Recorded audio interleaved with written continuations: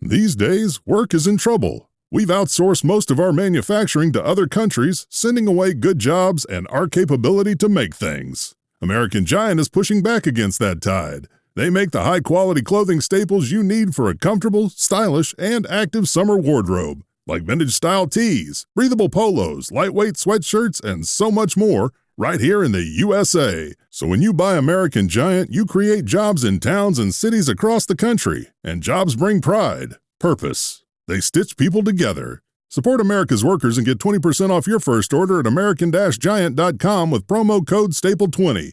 That's 20% off your first order at american-giant.com, code STAPLE20. Isn't it about time for somebody's favorite radio program? Yeah. 97.3 ESPN presents The Sports Bash with Mike Gill. When I'm driving, I got a guy on the radio who talks to me. I can't see him, but he talks to me. Now, live from inside the Ocean Casino Resort Studio, here's Mike Gill. Hurts into a long count. He is rolling. He throws the football, and it's dropped.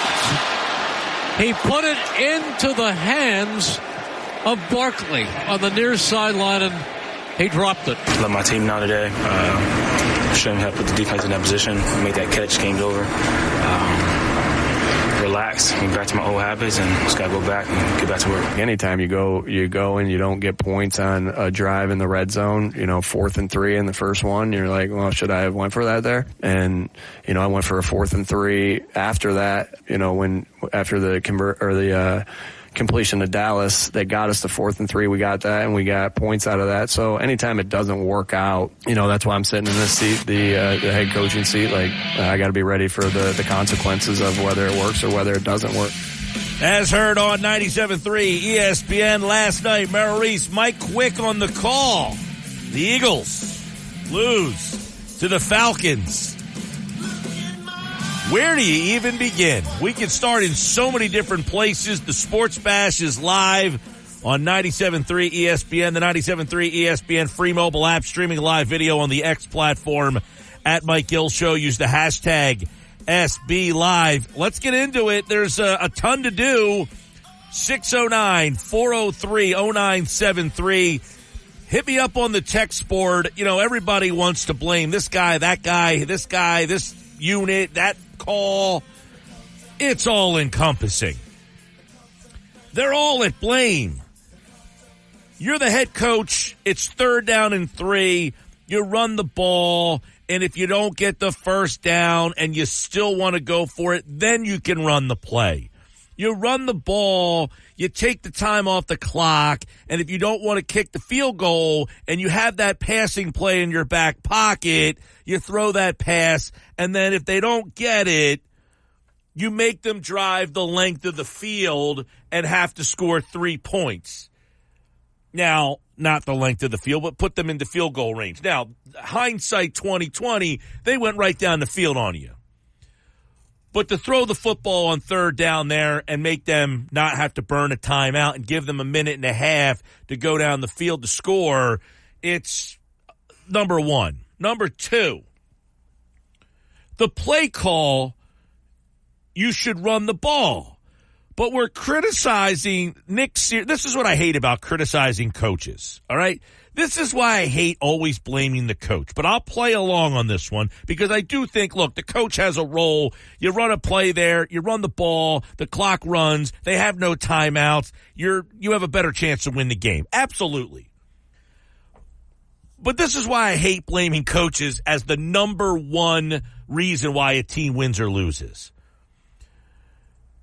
We're blaming Nick Sirianni and the coaching staff for trusting their players. And this is why I say we blame the coaches too much. We don't blame the players enough.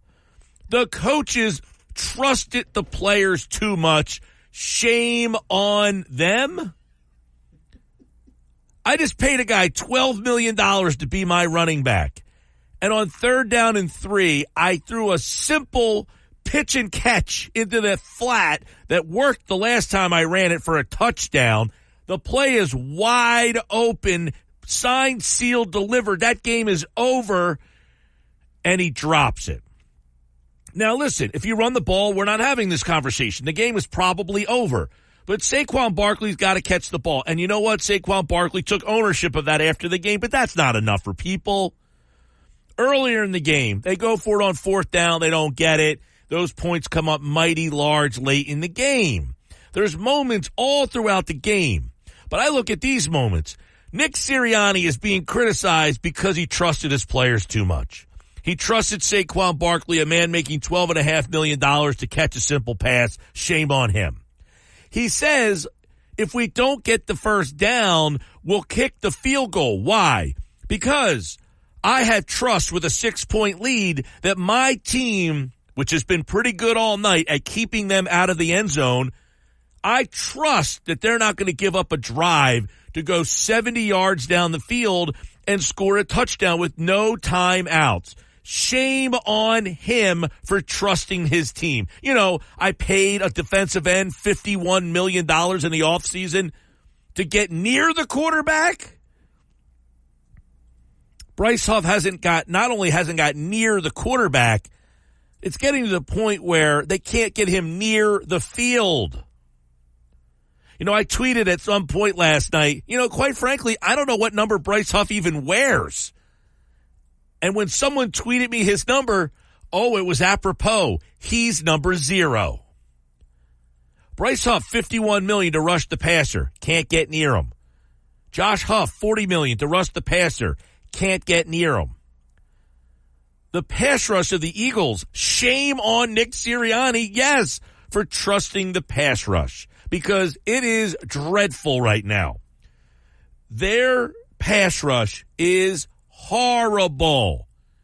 If Brandon Graham is your best pass rusher, you got problems. That's not a knock on Brandon Graham. Brandon Graham is 36 years old.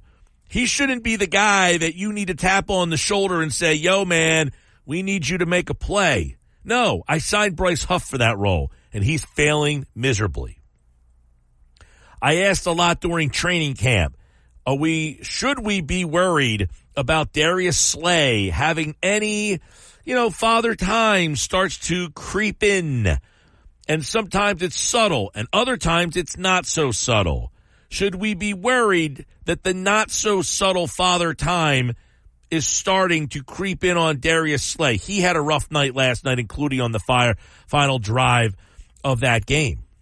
Look, going for it early in the game on fourth down, the Eagles are an aggressive team. That's kind of what they do. Saquon Barkley drops the ball. He has to be blamed for that. The third down play, should you run it or throw it? Of course. The clock part of it says you should hand the ball off.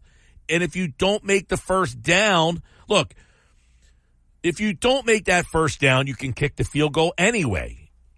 But at least let the 40 seconds roll off the clock. If you get 2 yards on the play and you're still short, you have the tush push, or if you want to throw that pass, because if you don't get it, the clock stops anyway on the change of possession. So there was a lot of blunders late in that game. Should Sirianni have just gone for it on fourth down instead of kicking the field goal and taking the 3 points? At that moment, you have, I would assume, somewhere around 80, 83 yards to go.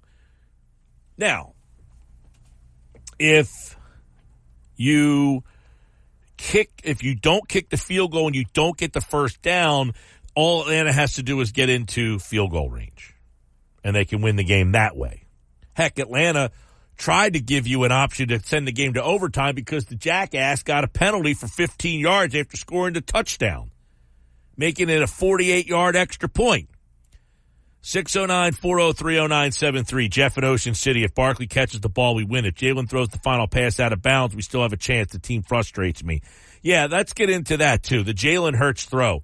When the Falcons scored, the thought process is, the Eagles have plenty of time to get into field goal range and try to come back and win this game. They get a pass right over the middle to Dallas Goedert. They set up a situation where really they only needed about 15 more yards.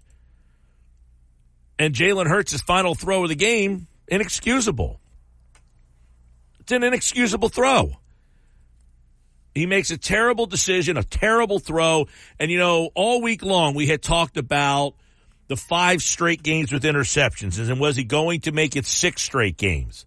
He didn't until the last minute of the game, last 30 seconds of the game. I thought Jalen Hurts played about as good a game as we've seen from him in quite a long time, right? Jalen Hurts was very good last night. It was almost like Jalen Hurts said, without A.J. Brown tonight, I am not letting us lose this game. I am not letting us lose this game. I mean, he was excellent, made some great throws on the night. Made some really good throws on the night. Made some really good decisions. Made some really good plays. And he made plays with his feet. And he ran decisively. And he ran hard. He had 13 carries for 85 yards. He scored the touchdown. That was Jalen Hurts last night. That was the guy we remember. And then the decision he made late in the game was the one that you say, I just said, that's the guy we remember. Unfortunately, the guy with the last play of the game is the guy that we are getting used to. That's the guy that we're starting to see way too much of. We're starting to see the guy way too much that's making the big mistake. And if you watch that interception last night on the final play of the game, look, the Eagles have a chance here. All he has to do is just get rid of that ball. He's got pressure coming in his face. He steps right into the pressure. And I don't know if he just didn't get enough on it. It's a bad decision. He's trying to make a play. He's trying to get all the yardage in one play. He's trying to get all the yardage in one play to set up an opportunity for Jake Elliott to kick that game-winning field goal. And he throws it really just in a spot where the only guy that could catch the ball is the guy from Atlanta. Bates is the only guy who could step in there. Now, he took a shot when he threw the ball, but really, he didn't have to make that play. So the frustrating part about it is I thought Hurts played pretty well last night, outside the fact that that throw right there is unacceptable. Saquon Barkley, 22 carries for 95 yards, had a great game, except for the play that he didn't make. Except for the play that he didn't make. And all of these things you look at and you wonder, is this team reverted back to the team they were last year? That's how they lost a couple games that started that whole streak. The Seattle game, where Jalen Hurts made that throw. And that kind of started everything. Is this team looking at themselves? This is a home game against an Atlanta team that you're better than. To not be able to win a game at home against Atlanta, big picture, that's concerning. Now, I like Atlanta more than most. I think they play very good defense. They have weapons on offense. I think once Kirk Cousins gets his kind of sea legs under him, that team's going to be better. But I don't think they're a Super Bowl contending team. You heard Ovi Mugahaley yesterday on the show. He said, I don't know that they're a Super Bowl team, but they should be a playoff team. And I agree. That South, by the way, that NFC South all of a sudden looks a lot different. Nick in Delaware, defense, missed tackles, lost opportunities, terrible output from the corners. Where's the pressure on the corner, the QB, who isn't allowed to leave the pocket due to the pre-existing injury? Come on, man. And Saquon did everything great except that one missed catch. That's Nick from Delaware. Defense.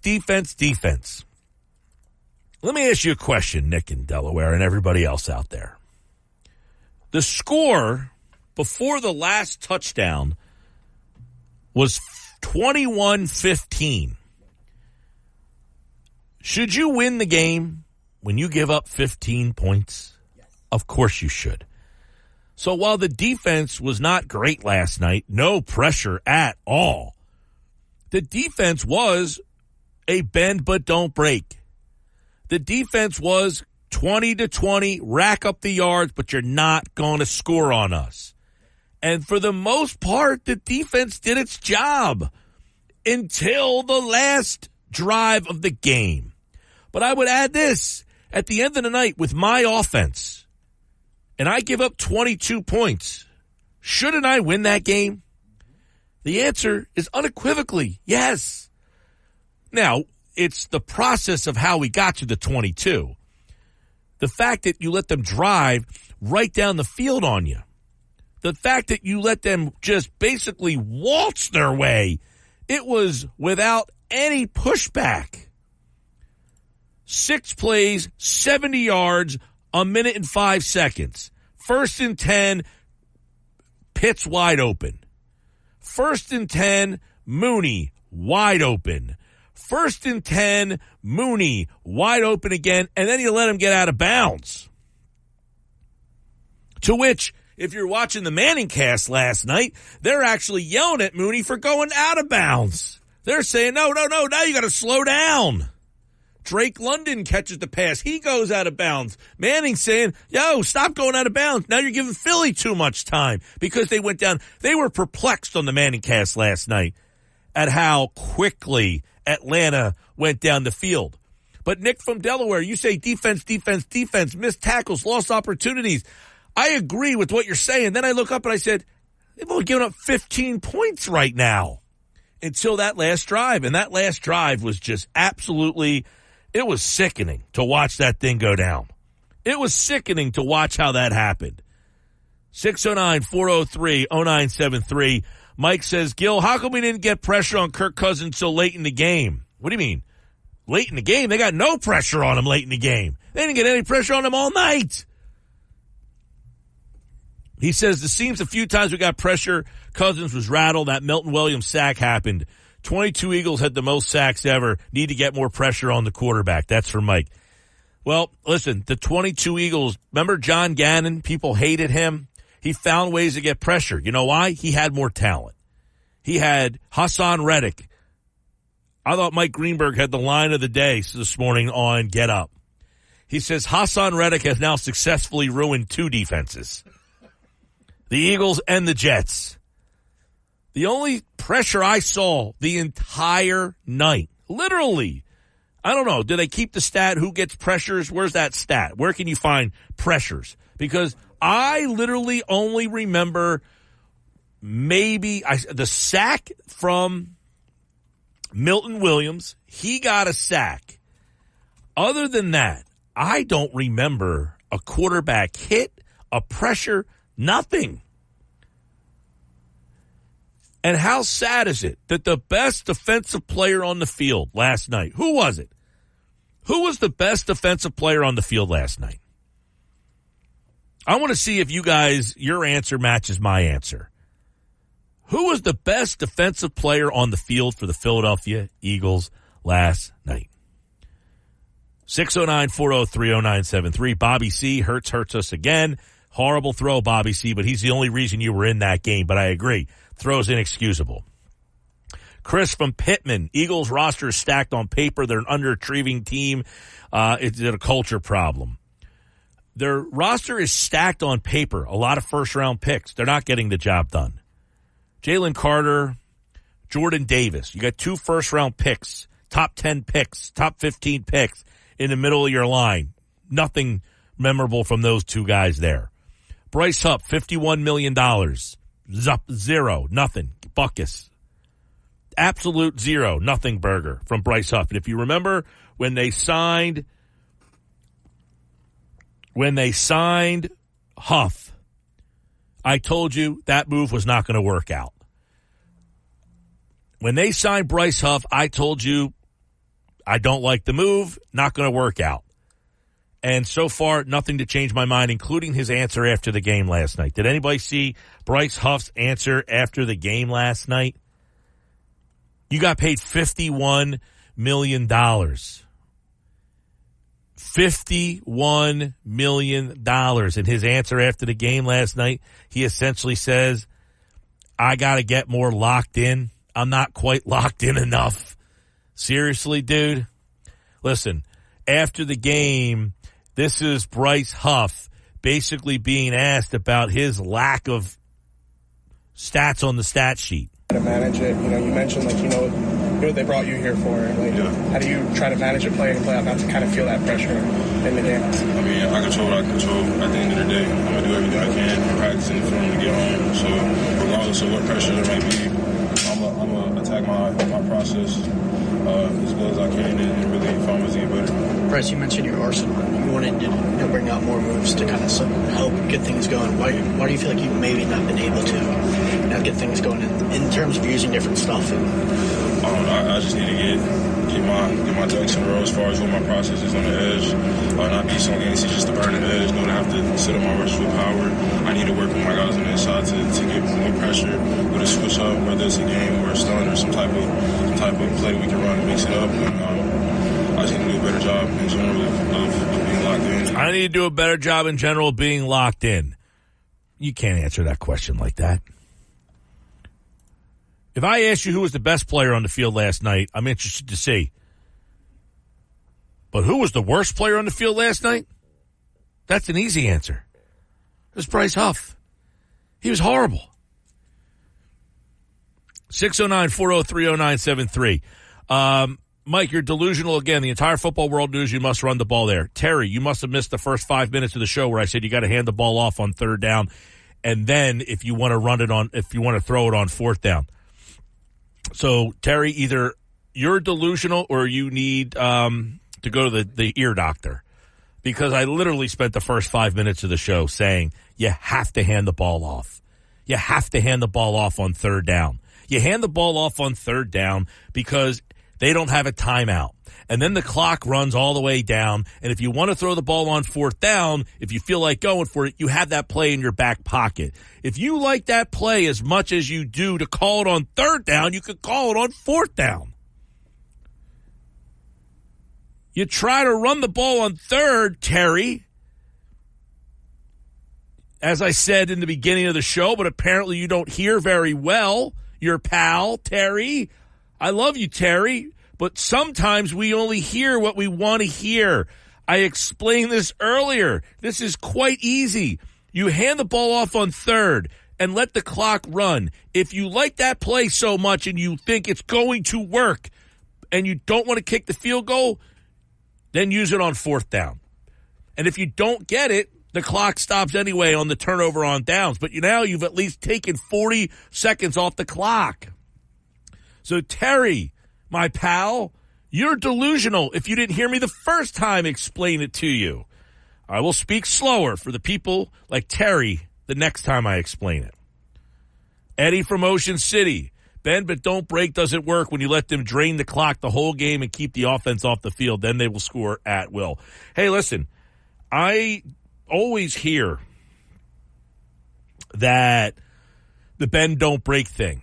You know, this is the defense that a lot of teams run in this league. They don't want to get beat down the field. What I think was crazy in this situation is you're getting crushed over the middle because your safeties were so far off the line of scrimmage last night. And it's compounded by the fact that you had no pressure. You can't get any pressure at all, and you're playing your guys so far off, so you're just giving them chunks and chunks and chunks of yardage to work their way down the field. You know, something has to give. You have to understand, if we're not getting pressure, I can't just play that far off the line and let them catch the ball in front of me every single time, because you have to at some point realize, I'm just not getting the pressure that I want. I'm just not getting the pressure. So you can't give 11, 21, 26 yards, bang, bang, bang. Something has to give here. Either I have to manufacture pressure because I'm not getting any pressure, or I have to now play a regular style of defense. I can't just sit back there because I'm not getting the pressure. You know, you can do that if you think you're getting enough pressure to make the quarterback have to release the ball quickly, and then he releases the ball quickly, and then you come up and make the tackle. Well, that's not happening. The play's materializing because the quarterback's not getting pressured at all. 609-403-0973. Hey, Mike, the announcers were talking about how Cousins is a statue and we rush forward. Yep. You know, this is a guy we talked about all week. If at the end of this game you don't get pressure on Kirk Cousins, I think you have a decision to make about your pass rush. You have to decide whether or not we need to find a way to upgrade the pass rush or not. Last night, the Eagles had 4 quarterback pressures. They had 5 in Brazil. Last night, Bryce Huff looked like he was on the same field. He was flipping and falling. He stunk. But they literally had fewer quarterback pressures on the better turf, on the better field, than the worst field. 609-403-0973, 609-403-0973. Mike, I felt like I was watching a game from the end of last season. Poor play calling, poor decision making makes me feel good about my 7 wins prediction. Todd and Brigantine.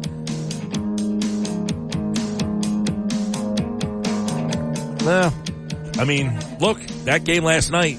If you looked at Atlanta, the Saints, and Tampa, you said at the beginning of the year, that's probably 2 out of 3 you probably felt pretty good about. All of a sudden, you lost to Atlanta, and now these 2 teams coming up, they're 4-0 combined. Mike, the Eagles need to be able to get pressure, or this will be a long season. Agree? The lack of pass rush, I talked about it. We all talked about it. The lack of pass rush is something that is going to be a massive problem if they can't get pass rush from Bryce Huff. Sports Bash Live, 97.3 ESPN, the 97.3 ESPN free mobile app. NFL free agent tight end Colin Thompson. Who does he look at last night? Look, I know Colin. He's a player. He's not going to blame the coaches. This is a player's thing. But the play call comes in. What does he think?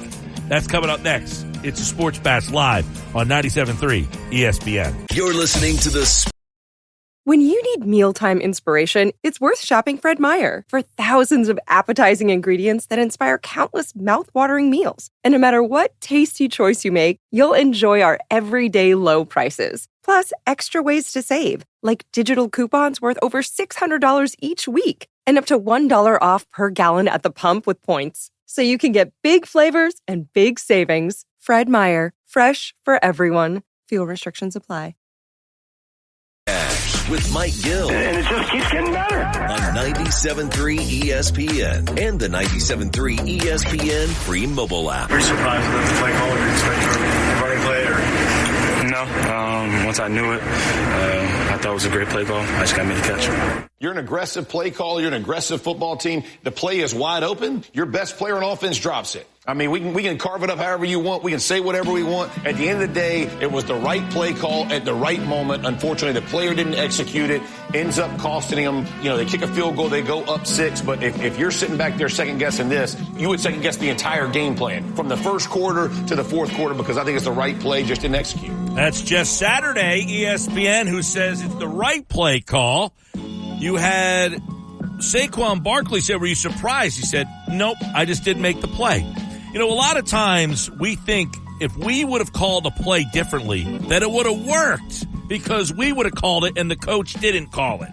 But that being said, keep this in mind. As much as I say, look, run the ball, let the clock run out. If you want to use that play on 4th down, put it in your back pocket and then surprise them on 4th down. But there's a lot of times the play is effective on the 3rd down because of the element of surprise. Here's a guy who played in the league. NFL free agent tight end Colin Thompson spent time with the Carolina Panthers. These 3rd down, short yardage, late in the game. Jeff Saturday said, now he actually was an NFL head coach for a short time. He said he liked the play.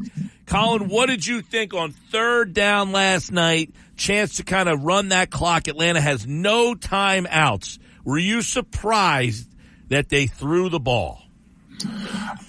I was not surprised because of who they were throwing the football to. Let's unpack this a few different ways. One, for Saquon, from a player's perspective, yeah, you need to catch it. But we don't need coaches that say catch the ball. We need coaches to pick it apart. His hands were on the other side of his eyes. They were behind his eyes, right there, past his eyes. He needs to bring his hands in front of his eyes, meaning go get the football, flip his hands around, right? He was catching it like it was over the shoulder. When he needs to flip his hands over, try and go catch it, right? Put your pointer finger and your thumbs together. Go get the football, meet your hands with the ball, and get your hands in front of your eyes. Go attack it. That's one from a coaching perspective. 2, I have Jalen Hurts, really good football player, highly paid, who had probably his best game he's had in 10 games. And then I have Saquon Barkley, who's, other than Christian McCaffrey, the best running back in the NFL, who catches the ball well out of the backfield in college with the Giants and now with the Eagles. So I like that from that perspective. This is the issue when you have so many toys, Mike. This is the issue. You have to feed them the rock, and you want to feed them the rock, but your shiny toys and your best-looking toys, in my opinion, are the big boys up front, right? Like, they dominated at times. Like, they lose the best center and could be in NFL history, and they're still regarded as the best offensive line in the NFL. Jurgens is playing great. So, and we're going to unpack the rest of the game. But to be brief on your answer here, Mike, I like the call. I have no problem with it. So, the play, you're in that huddle. The play call comes in. It's third down and 3. It's not a shock. It's not a shock. Right. So it's third down and 3. You know they have no timeouts left. Are you not anticipating a run? Or are you saying, hey, let's element of surprise in there and close this damn game out? So what they did was they ran it earlier in the game. It's called a slipper route. You just like slide route. Scored a touchdown. What? They ran a touchdown. Yeah, scored a touchdown. Exactly. So it's called a slipper route. So he slips right in the flat right away instead of play action fake, and then there's like a tight end that comes out into the flat, right? That's how it usually goes. He goes out right away. So Jalen like almost fakes it like he's handing the ball the other direction. He's wide open because they bottle it up. Like Sirianni at the end was like, they jammed it up. But what he's saying is it's man-to-man coverage. We're in short yardage. They're trying to bring more people than we can block. Instead of trying to block these people, we don't use fullbacks and big tight ends in the run game. We like to use space to help us, meaning you got to guard our receivers. And if you don't guard them, we're going to RPO throw it. Covey, great game, right? So essentially what they're doing is they're going to say we're going to run pick routes, but they're legal because it's all within 1 yard of the line of scrimmage. So all the tight ends and everybody blocks down. They are all man-to-man guys on the tight end, and the running back slips out into the flat. You saw him. And also, let me communicate a couple things. One, there's a short yardage play sheet. There's like four plays in that short yardage thing that you rep like 10 times in a week. And that's your lone short yardage pass probably. So he was going to go with it. It worked. The play was the right call. Whatever people want to say, it's the right call. They probably won't do it again because everyone's going to jump down their throat. I heard you before on the show ripping people for it. And then secondly, Mike, and most importantly, it's players, not plays, man. You have to execute. And in that huddle, I guarantee you, they have a term, which means catch the ball and stay in bounds. Right, whatever that is. Yes. Well, and listen, I said earlier this morning, I said, look, everybody loves blaming the coach. Fans love blaming the coach. It's always the coach's fault. They don't know the game, but it's the players, man. You get paid to perform, and if you don't, there's the door. Well, I said, Colin, everybody loves to blame the coach, and I always say coach to me is somewhere down the line. Sirianni's getting blamed for having trust in his players, and it's like shame on him for trusting Barkley to catch that ball. And I always say, the fan says, if I'm coaching, because I know I can't play, but I would have ran the ball there. Yeah.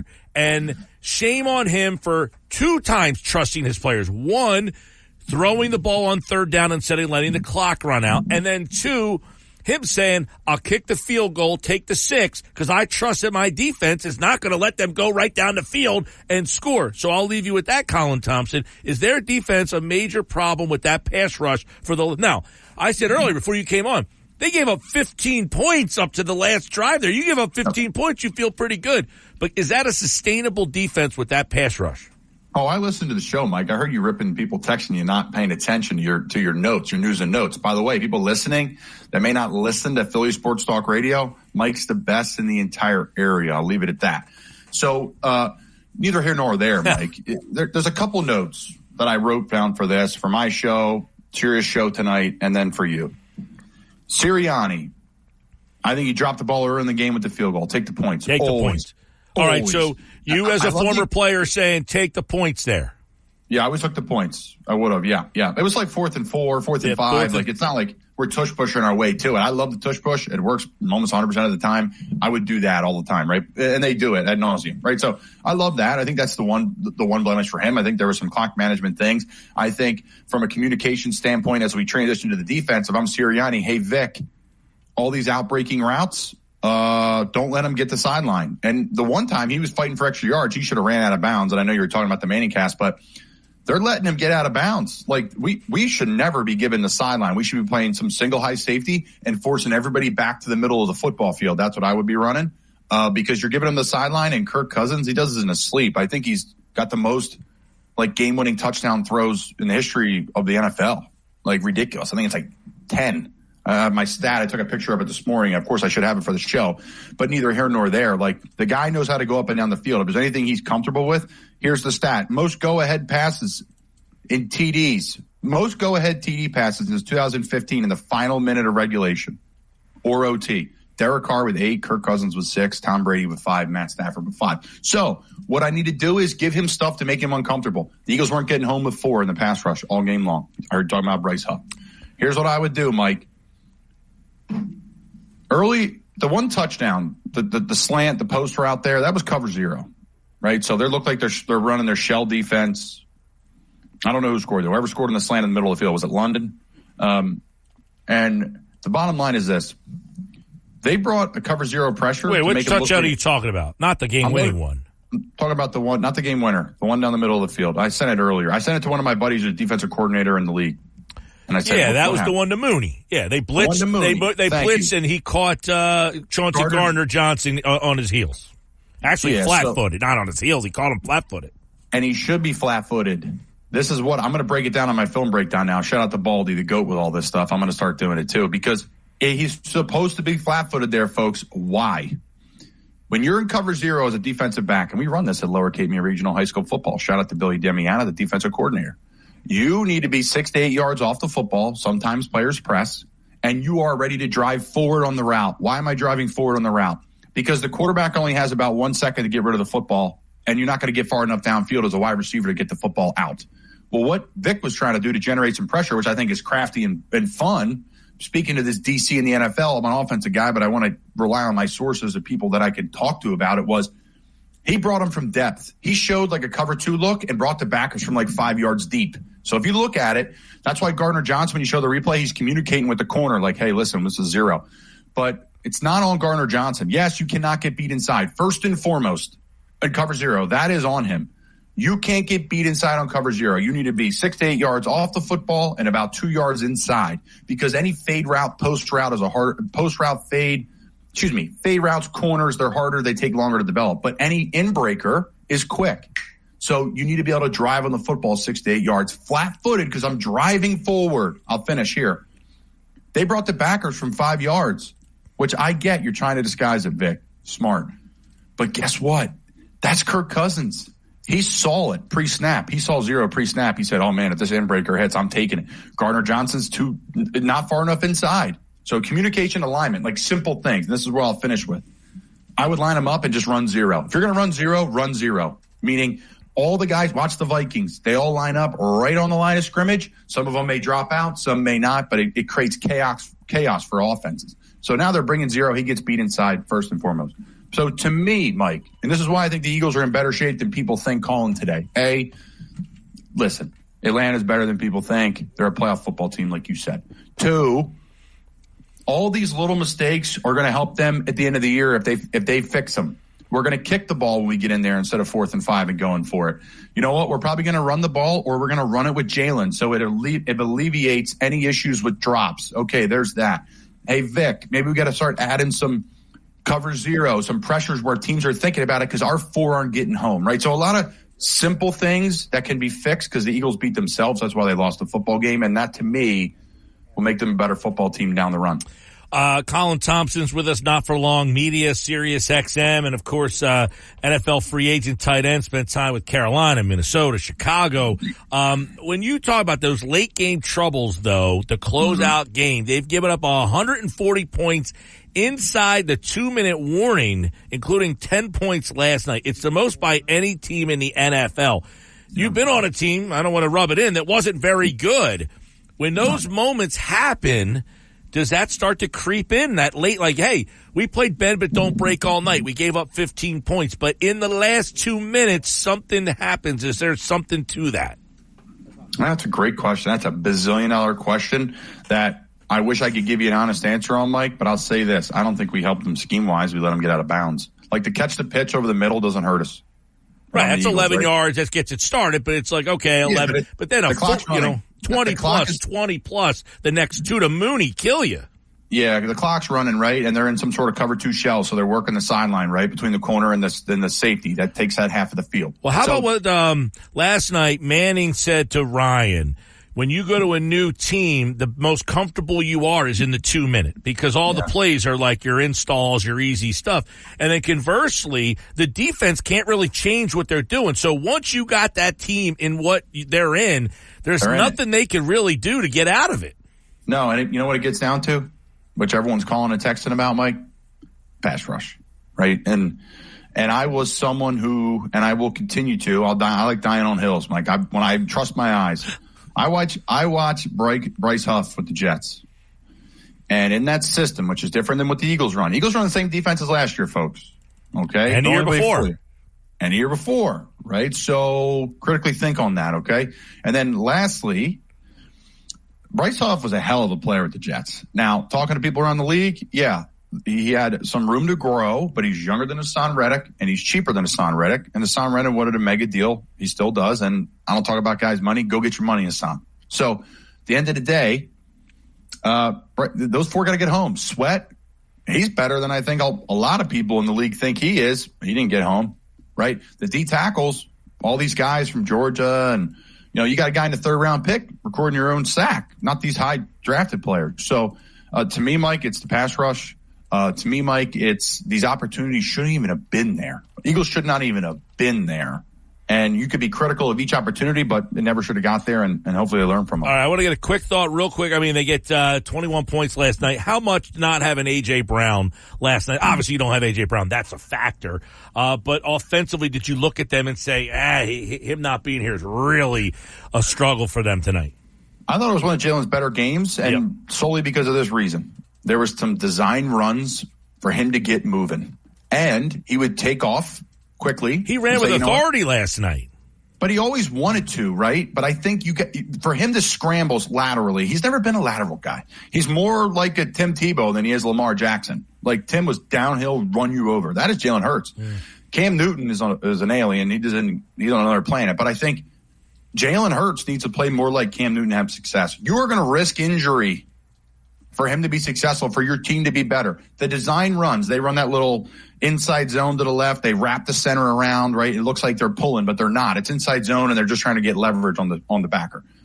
They faked the handoff to Saquon, unlike the week before they handed it to him, and he led block into it. I thought it was a great way to get 8 yards. They had some design counter stuff for him, and then when he would scramble, he'd get downhill and get vertical. They have to live in that, and they have to be willing for him to get dinged up because that's how the offense is going to go. That's how he'll be comfortable. And I thought they did a nice job with the RPO game. They've been struggling with that, but he did a nice job. Covey had a nice game. They got depth across board, Mike. They got talent. It's just, are they going to continue to beat themselves?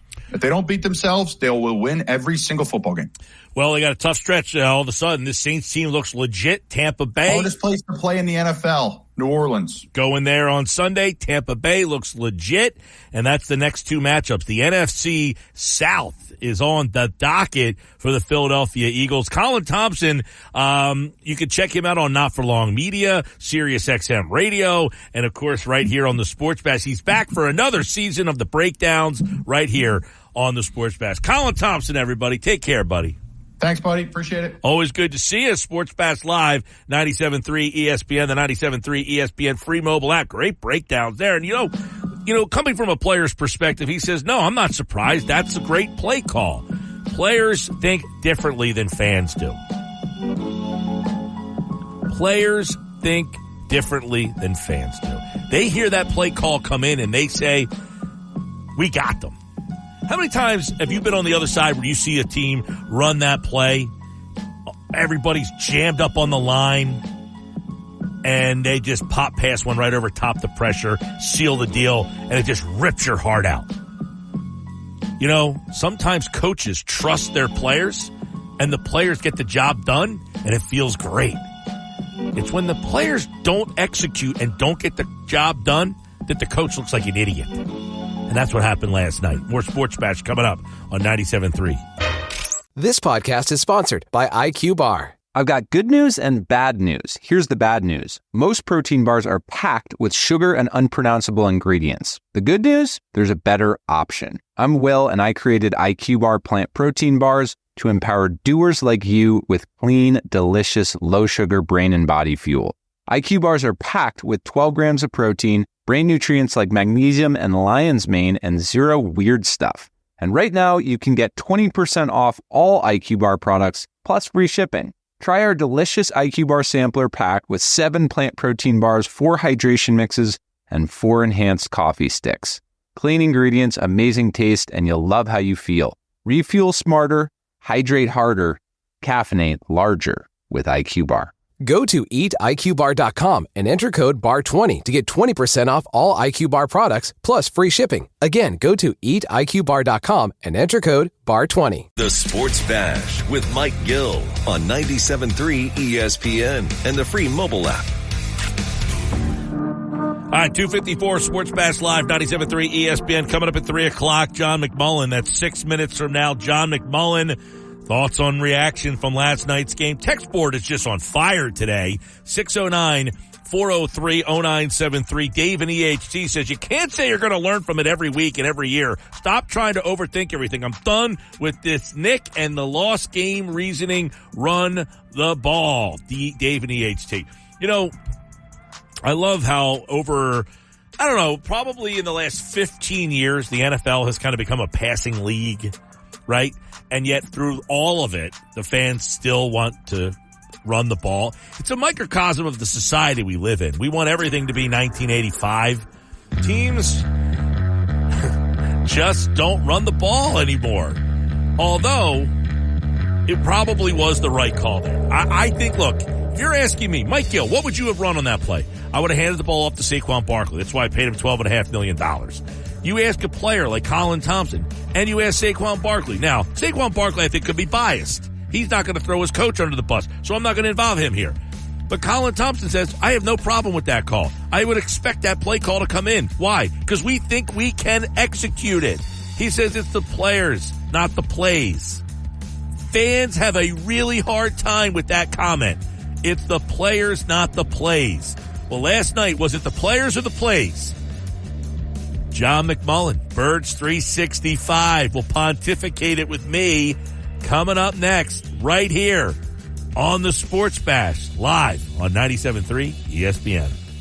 Jersey, this is the Sports Bash with Mike Gill on 97.3 ESPN and the 97.3 ESPN free mobile app. Now live from inside the Ocean Casino Resort Studio, here's Mike Gill. Hurts looking, stepping up. He is letting it fly. He is looking for Devontae Smith, and it is intercepted. Game over. An absolutely heartbreaking loss. They gave it away. I'm not going to put all this on Sirianni. The Eagles gave that game away, and that's going to be the most difficult part for them to stomach. So I think there's a lot of blame to go around in Philly. I wouldn't just lay it at the feet of one call or one decision. All right, Sports Bash Live, 97.3 ESPN. You heard the game on 97.3 ESPN. Jeff Saturday then said, I'm not going to put this all on Sirianni. Colin Thompson, former NFL player, said it's the players, not the plays. Let's bring John McMullen in. There's a lot of blame to go around, and you know who they always like to blame first and foremost, John McMullen. It's always the coach's fault. But are the fans right this time? Do you look at Nick Sirianni and say, Nick, come on, man, what are you doing? Or do you look at the players and say, execute, and that game's over? Yeah, I execute and the game's over. I mean, I'm astonished this is even a talking point, to be honest. That's a routine play. And if it's made by the best player on the field for the Eagles, the game's over. And he didn't make it. And, that doesn't mean the defense has to, give up an entire drive in 65 seconds. It doesn't mean that Jalen Hurts has to push it when, he's still got some time to get Jake Elliott at least into a somewhat opportunity to kick a long field goal. He had plenty of time, didn't need to push it. So there's a lot of things that come after it, and certain people could have picked up Saquon Barkley for making the mistake, but, catch that ball and the game's over. I said it earlier today. We're almost blaming Sirianni for having too much trust in his player. It's like shame on him for trusting Saquon Barkley to drop that bet, not to catch the ball. Shame on Sirianni. We'll add this to it. He kicks the field goal there. They go up 6. Shame on him for thinking after a night his defense has only given up 15 points and has done a good job in the red zone. Shame on him for thinking that they were not going to allow Atlanta to go all the way down the field in a minute and score a touchdown there. So, yes, you could look at Sirianni and say, what are you doing? You got to run the ball. But now we got to start looking at the players on this team. And 2 weeks in, we talked about it last week, John, the pass rush. How much at fault do we look at them and say, man, they went into a season and simply don't have enough pass rush? Yeah, so far. I mean, it's still very early. But, through 2 games and 1 game, I don't even know if you can count because of the field. But they haven't shown any pass rush, and that's a big disappointment. And I know people are ultra-focused on Bryce Huff, who has done absolutely zero, so I get it. I'm more concerned about Jalen Carter. I don't know what's going on with him because he's not playing well. And we know he's good, or at least we thought we knew he was good, and that hasn't manifested itself to this point. Again, a small sample size, and I think ultimately guys will start getting on track. Josh Sweat's a good player. I think he'll start getting on track.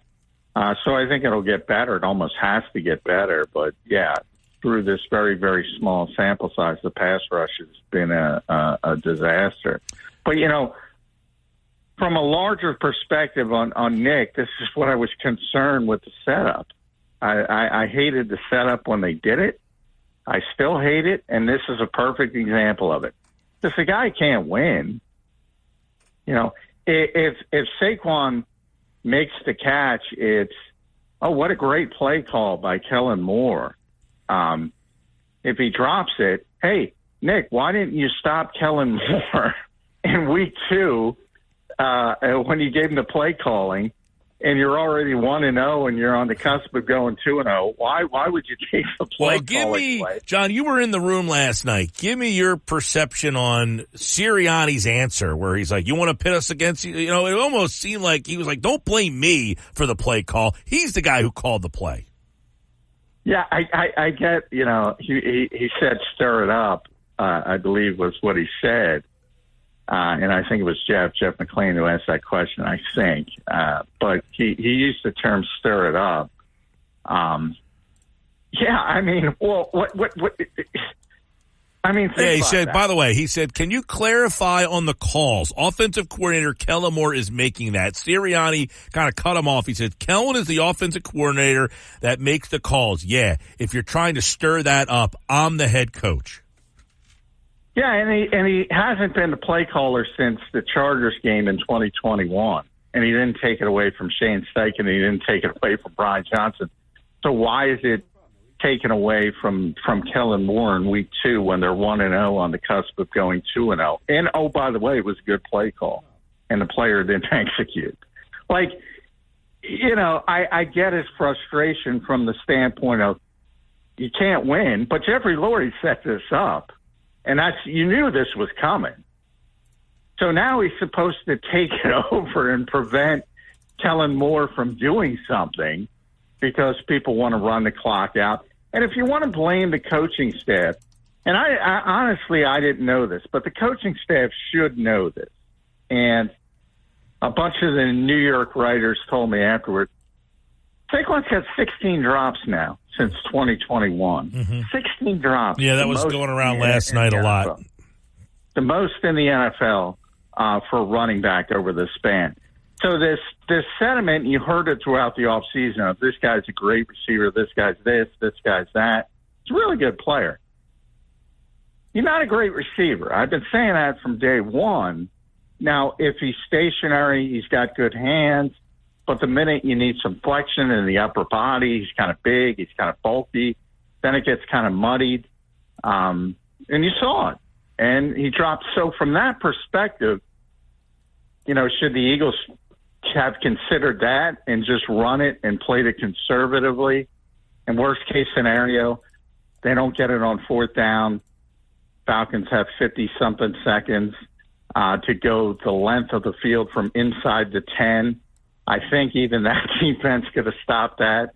So they could have played it more conservatively if you want to play devil's advocate. But it was a perfect play call.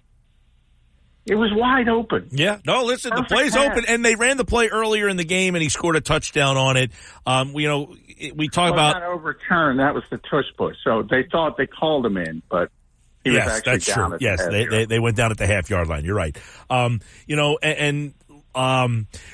But it's not uncommon. We see this where teams just bunch the line, and then that team throws that ball out in the flat, and it just like rips your heart out. The guy's wide open out there, and it seals the deal. This is a play that happens a lot. But in this situation, it's 3rd down and 3.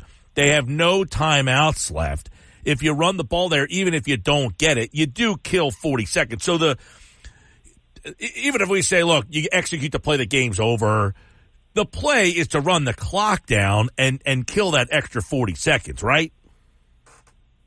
Well, yeah, that's what I said. You can play devil's advocate, but I find it very hard to criticize Kellen Moore. I mean, one of the things is your job as a coach is to put players in position to make plays. That's your job as a coach. Your job as a player is to execute the play when they put you in a position to do it. One guy successfully navigated his job description. One guy did not. The one guy who did not is Saquon Barkley. And to his credit, he took full responsibility, full accountability for it. So even he acknowledges it, and yet everybody wants to blame the coaches. Could you have been more conservative? Yes. But there's a lot of things you gain from doing it the way they did it if it succeeds. One, you show confidence in the player. One, you excite the crowd. There's a lot of intangibles.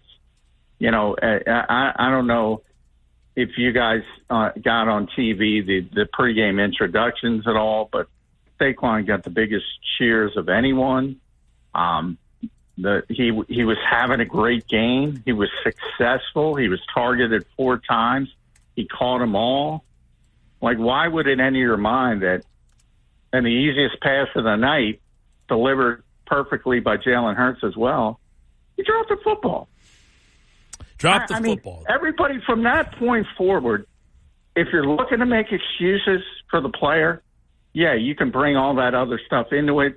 And could they have probably won the game by just running it? Even if they don't get it on 4th down, it would have, 3rd down, it would have ran it on 4th down.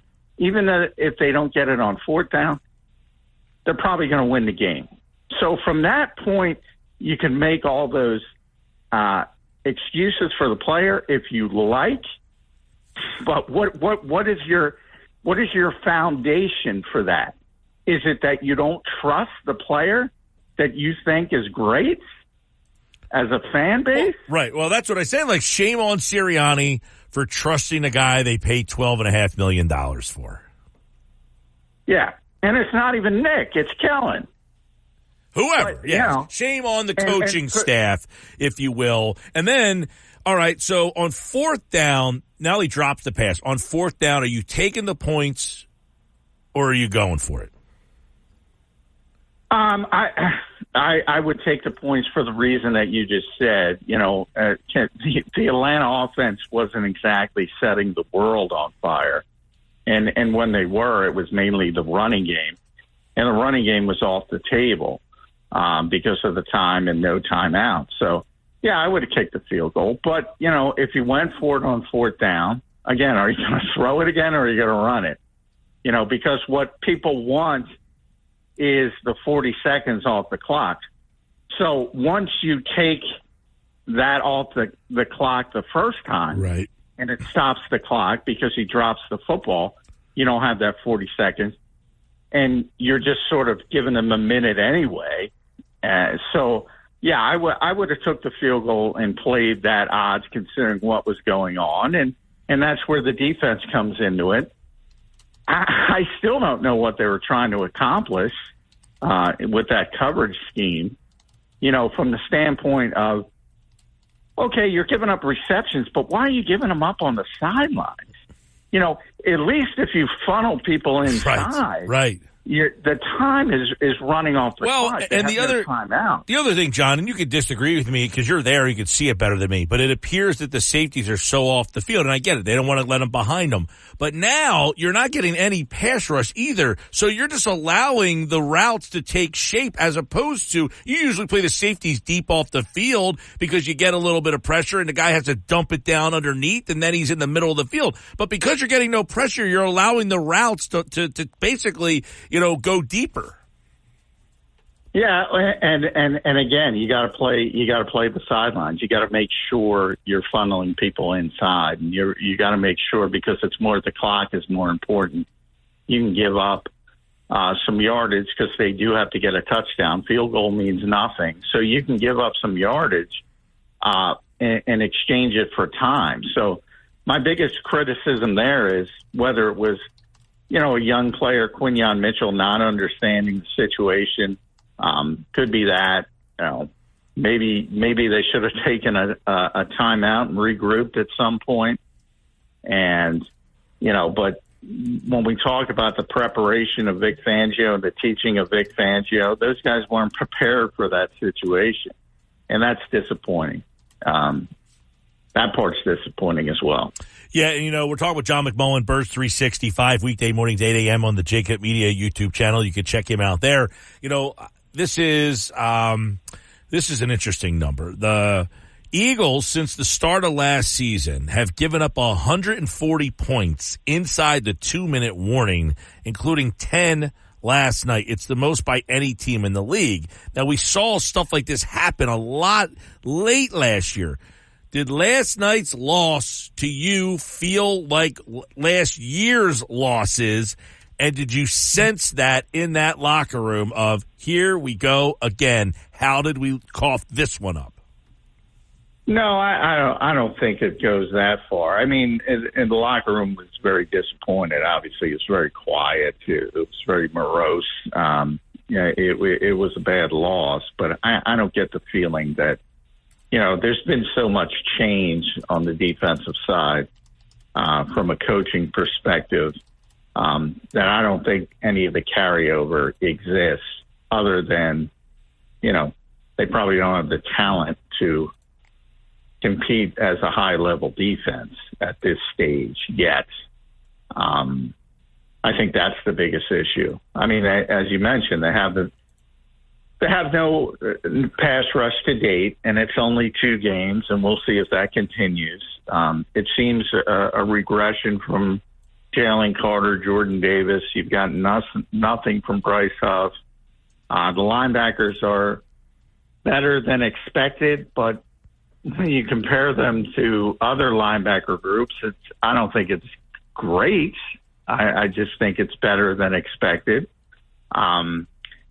Obviously Slay gave up the touchdown, which I think people don't understand. He's playing the odds. You got a 6'4", 215-pound receiver. He's playing the post, and they did a good job with the option route.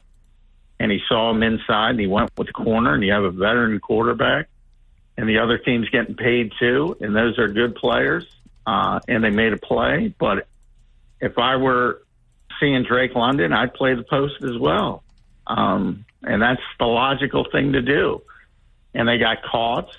Chauncey is interesting. I think if the Eagles win that game, his 4th and 1 stop of Bijan Robinson, that's all we'd be talking about. Yeah. But overall, has not played well. And Quinyon Mitchell, for all the promise he shows, he made a couple really big mistakes on that final drive. And it's fine. He's a rookie player.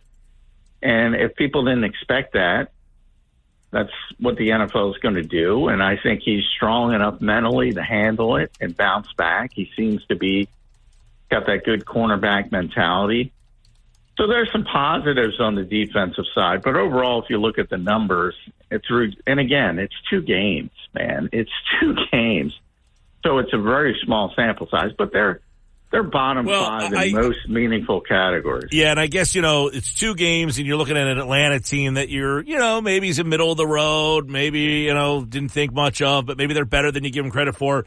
And then you saw New Orleans and Tampa in this little stretch here. You're thinking, New Orleans, what do they have? And all of a sudden you're thinking, man, we got to go to New Orleans, Tampa, which, you went down there last year in the playoffs, did not look good. So all of a sudden these next 2 weeks become very important and a lot different than they seemed when that little schedule game came out back in May. Yeah, well, that's why that schedule game is stupid, but we all play it, and it's all a necessary part of the process, and people like doing it. But, yeah, this league, one thing is there's always teams that make the move, that don't make the playoffs. There's always worse to first. In this league, there's such parity. The idea, you can even look at the worst teams have a lot of good players that if you don't bring your A game, and that's you just saw it with Atlanta. I saw it every game we saw it all around the league this week. Yeah. And Atlanta's the desperate team because they lost the game they should have won in their home opener. And they play a little bit better than you expect. And now, hey, maybe it works the other way with New Orleans. Everybody's telling them how great they are, and maybe they're feeling a little bit too great. But, Mike, you've been doing this a long time. It is a week-to-week league. It's just because you play well one week doesn't mean you're playing well the next. And then as you get later in the season, you will see those good teams developing that will have that consistency, and you saw it in 2022 with the Eagles. Teams like San Francisco last year who are very consistent and are going to win most games. But if you look at this week, San Francisco lost. Dallas got destroyed by New Orleans. The Lions lost. So, I mean, the parity in this league is real, and the assumption that the Eagles are so much better than the Falcons or the Saints or the Bucks is just not the case. And then when you lose A.J. Brown, I don't know how many times people need to see it. It is torture for this offense when they don't have A.J. Brown. Yeah, I was going to say, what did you think of the offense last? I know he was out, so what did you think of how they kind of handled him not being there? Yeah, not good. I mean, it's just everything's difficult. It's like you need Jalen in the running game, and, they got nothing out of Jahan Dotson. For some reason, they waived Patrick Johnson to get Paris Campbell on this game day roster, and he did nothing. Britton Covey was the guy who the quarterback trusted. They didn't get Dallas Goedert involved. Again, it is torture for this offense without A.J. Brown.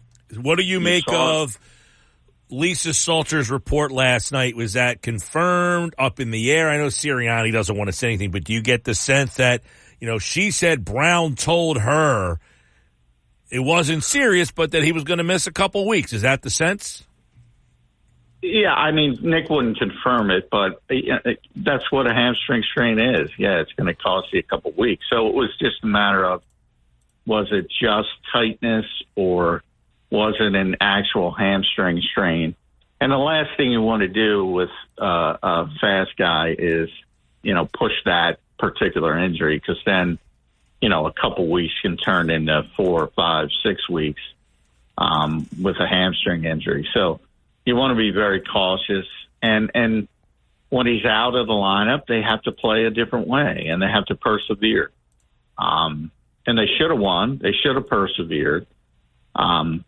They did rely on Saquon, who was doing very well, and they were on the cusp of the finish line to persevering.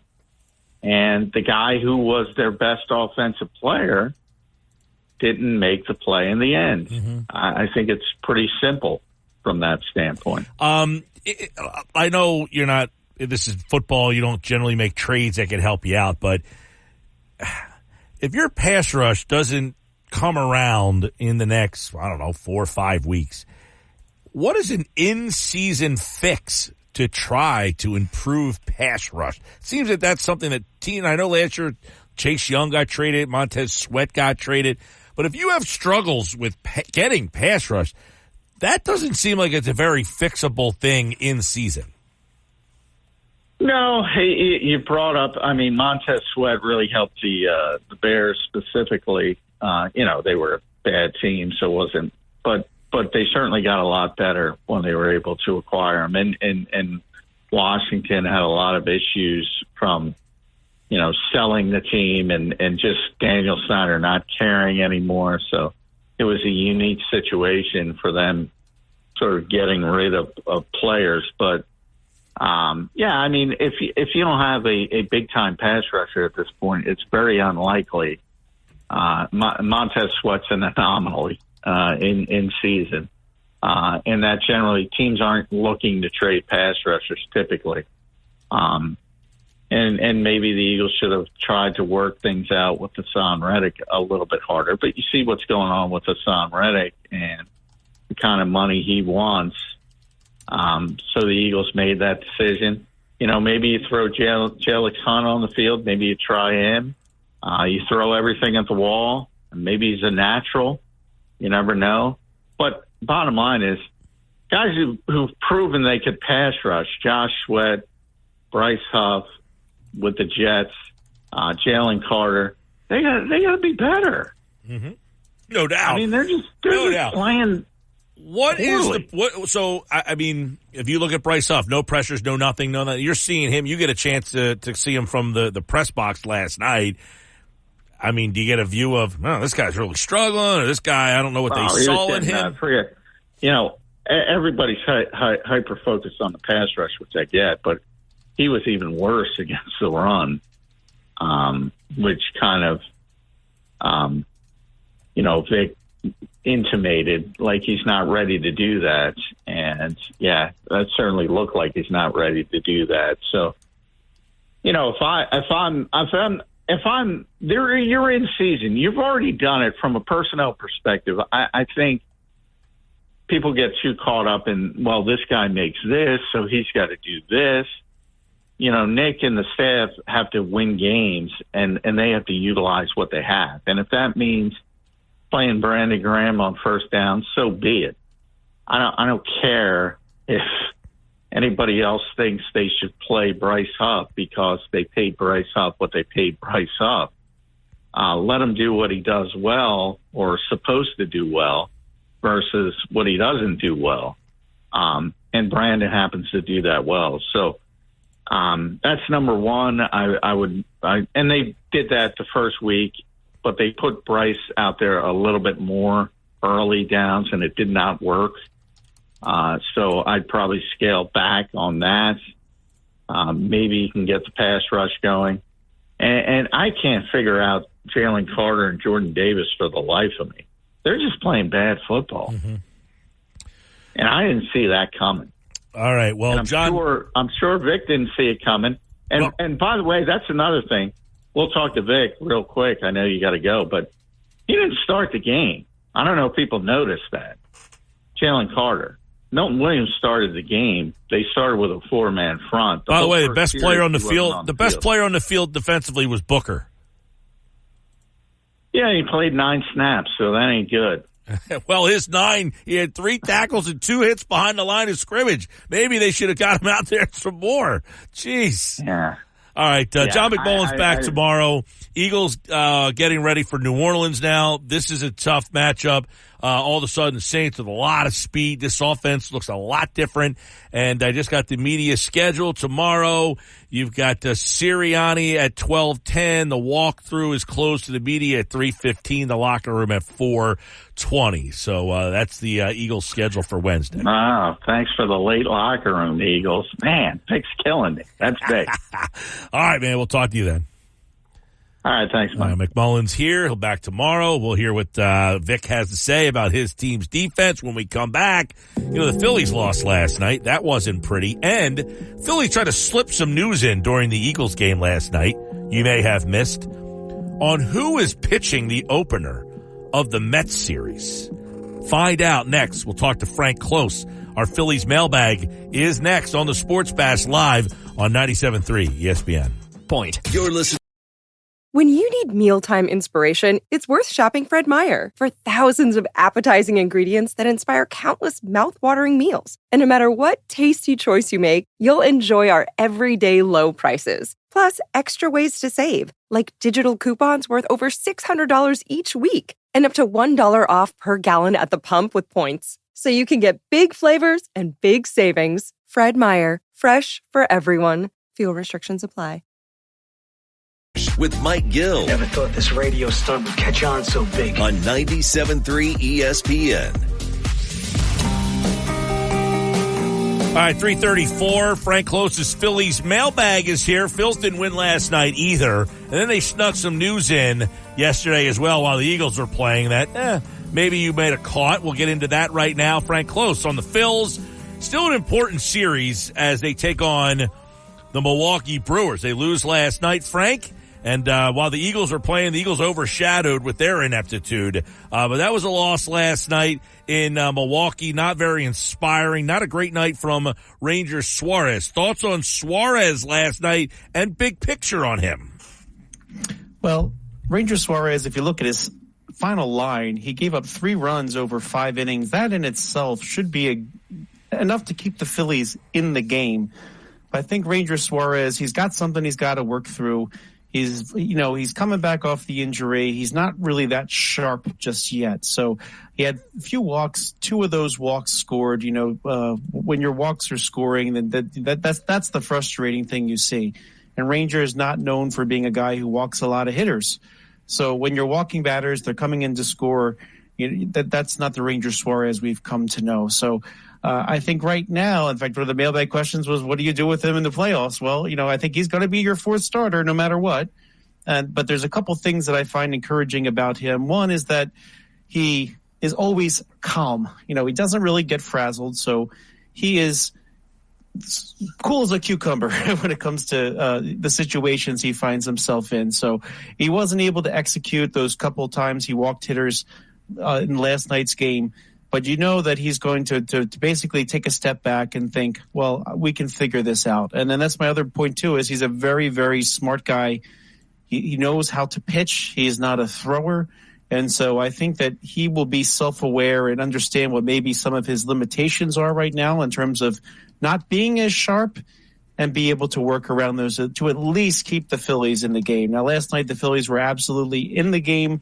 Unfortunately, the offense didn't really get going either. So, there's plenty of games where the starter pitched 5, gave up 3 runs, and the Phillies have won. So he's got a couple more starts before the season's over, unless for some reason they decide to mail in the last couple games if it helps them set things up. But I think I'm pretty sure he would still start even if he's in the last couple games of the season just to get himself a little bit sharper. So you hope that in these next 2 starts he can work something out a little bit. But, let's face it, the Phillies don't have anybody behind him in the rotation to count on in the playoffs. So he will probably be the 4th starter.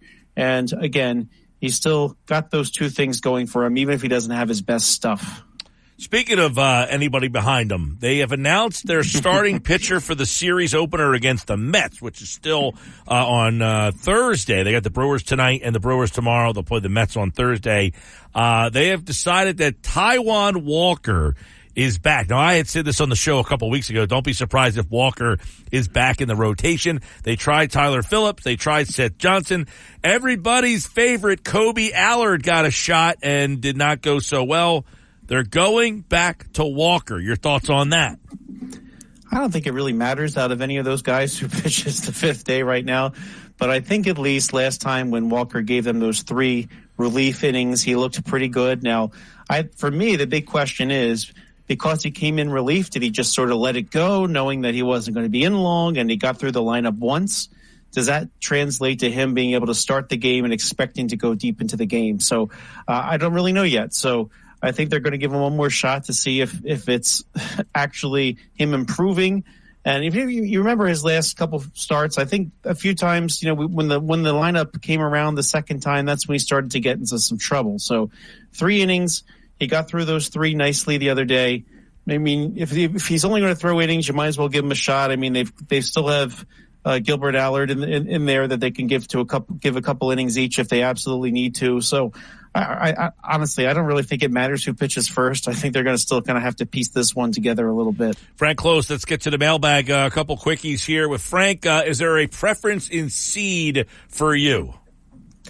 I don't think so. If you want to be the team that wins the World Series, you got to be ready to battle anybody. So I think once you get into that, well, it'd be better if they face the Mets than the Braves, or it's better they face the Brewers than the Mets. I think if you're getting into that kind of thinking, you're not ready to just go in and win. So I actually would love to see the Phillies win the National League's best record and get the seeding in the NL. And hey, they're still ahead of the American League teams for best record in all of baseball. They could have home field advantage throughout the playoffs. So I think that you've seen what the Phillies can do.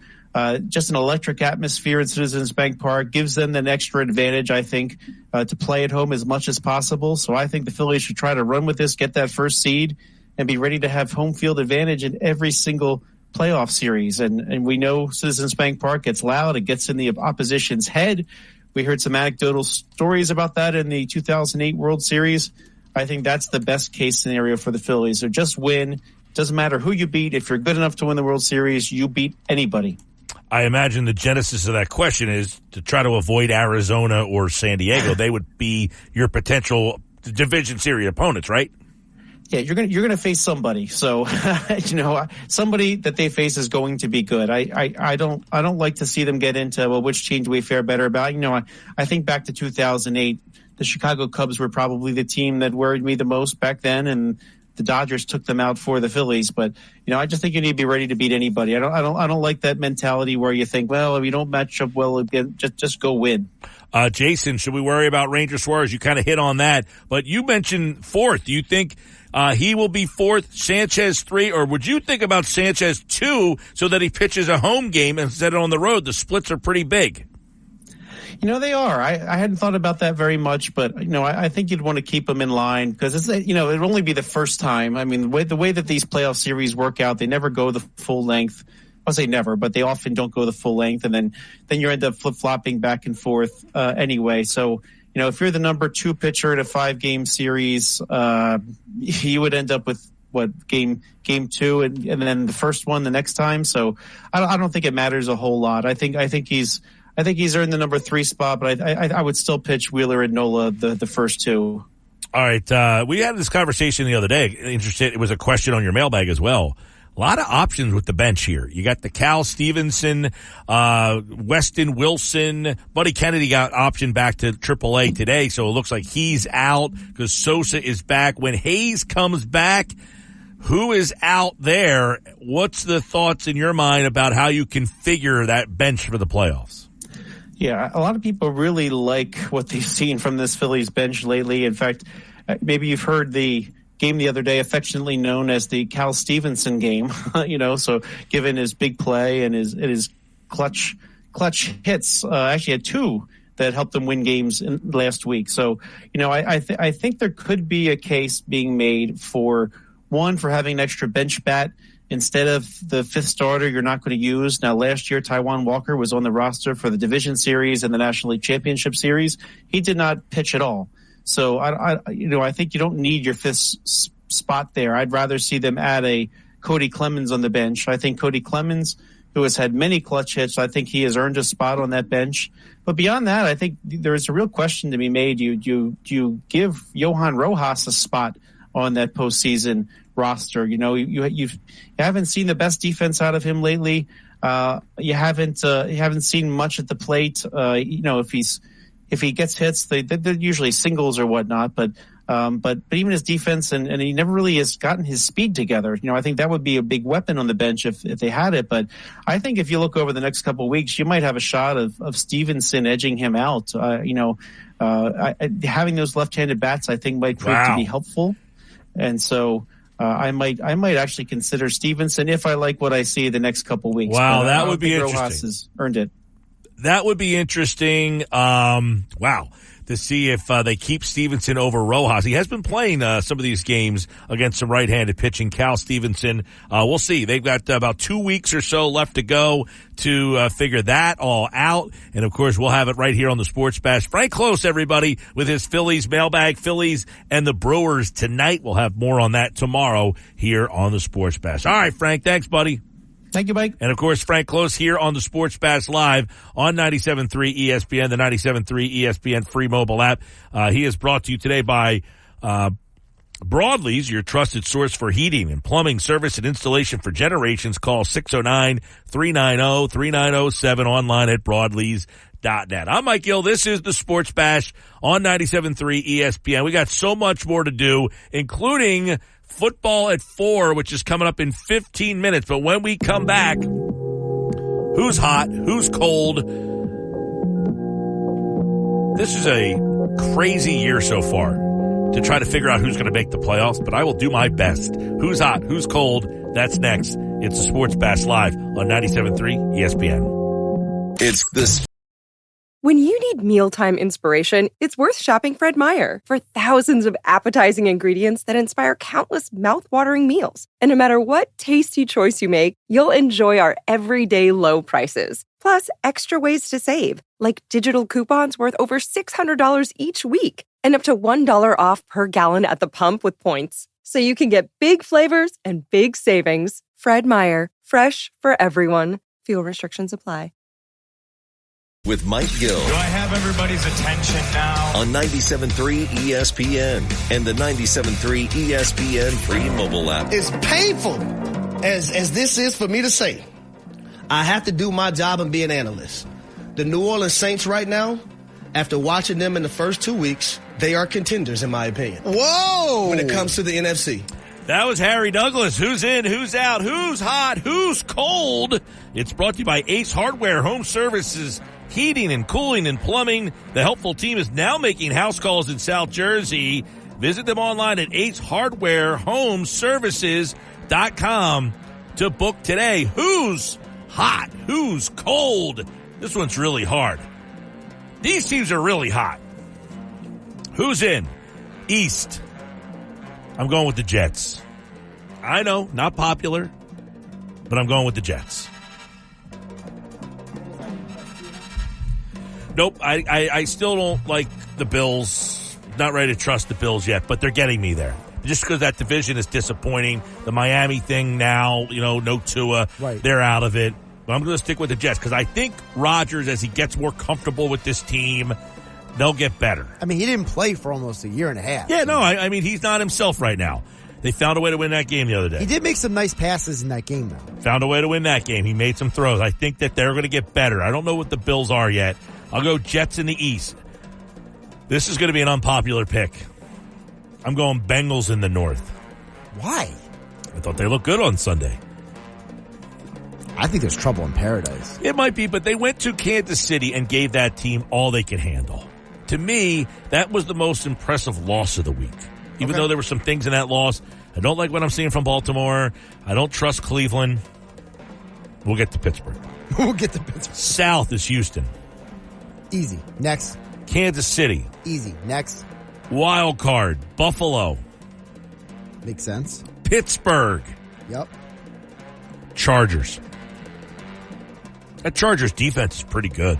They're legit. And they're running the ball. They're running a hardball ball. I like what I've seen from them for 2 weeks. So Miami is cold. They're out.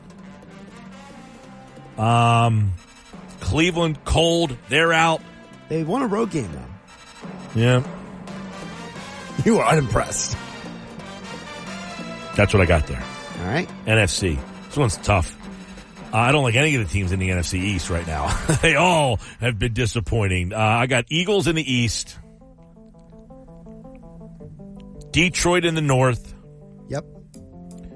New Orleans in the South. I think that team's pretty good. I was wrong about them. I'll admit it. I did not realize that Derek Carr was back.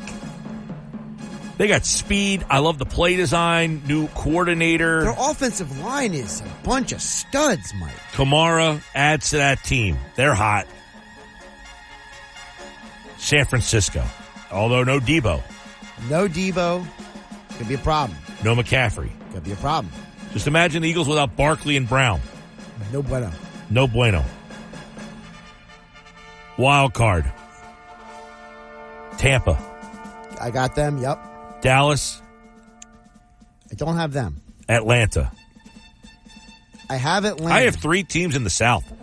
I think all 3 of those teams are pretty good. You know what team I have written down you're missing? How about the Seattle Seahawks?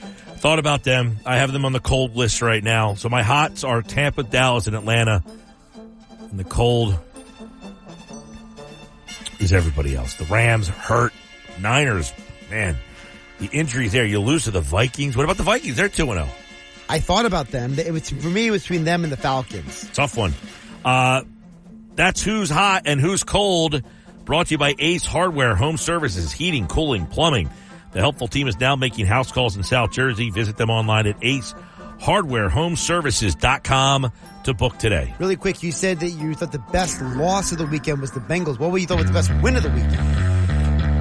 A lot of them. Best win of the weekend. There was a lot of candidates for that. You've had New Orleans going on the road. Go on the road, smash the Cowboys. Tampa going on the road. Yeah. Beat Detroit in Detroit. Minnesota. I mean, their game was at home, but still, that was a good one. Raiders. That was wild. Raiders. Cardinals. 41-10. I mean, okay, they beat the Rams, but 41-10? They whooped them. Yep. There was a lot of candidates for that. I'll probably go with New Orleans, though. That game was never fair. It was never a fair fight. It was a blowout from the very first minute. When we come back, Adam Kaplan's here for Football at 4. The reaction from Adam. What did he think about the Eagles' loss and how it all went down? That's next. This is the Sports Bash on 97.3 ESPN. City. 97.3 ESPN presents the Sports Bash with Mike Gill. It's time for Football at 4 with Adam Kaplan, powered by the Inside the Birds podcast. I give my heart and soul to this franchise, as so many of us do. Now live, this is Football at 4. Football at 4 is powered by the Inside the Birds podcast. It's brought to you by Bet365. Whatever the sport, whatever the moment, it's never ordinary at Bet365. Adam Kaplan is here. Don't forget, listen to the Inside the Birds podcast on all podcasting platforms and check out their YouTube channel. Just search Inside the Birds. All right, Adam, you don't get to be on the reaction day all that often, but if there was a day to be on the reaction day, it's probably after a night like last night. The Eagles lose at home to the Falcons, and everybody wants to point the finger. It's Sirianni. It's the play call. You got to catch the ball. It's the defense. There's no pass rush.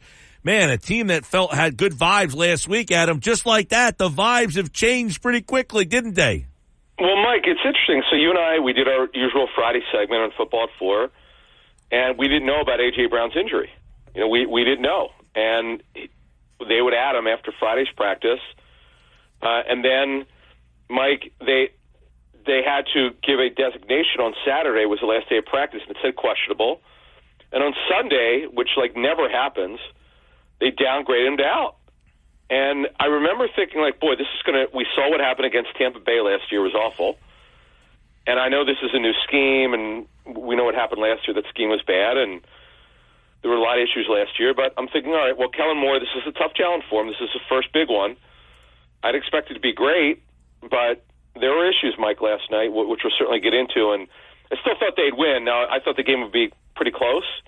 And it was, and I didn't think, in fact, I thought Atlanta would wind up covering that 6 points. Actually went down to 5.5. But it was a very odd game, Mike. There were a lot of subplots.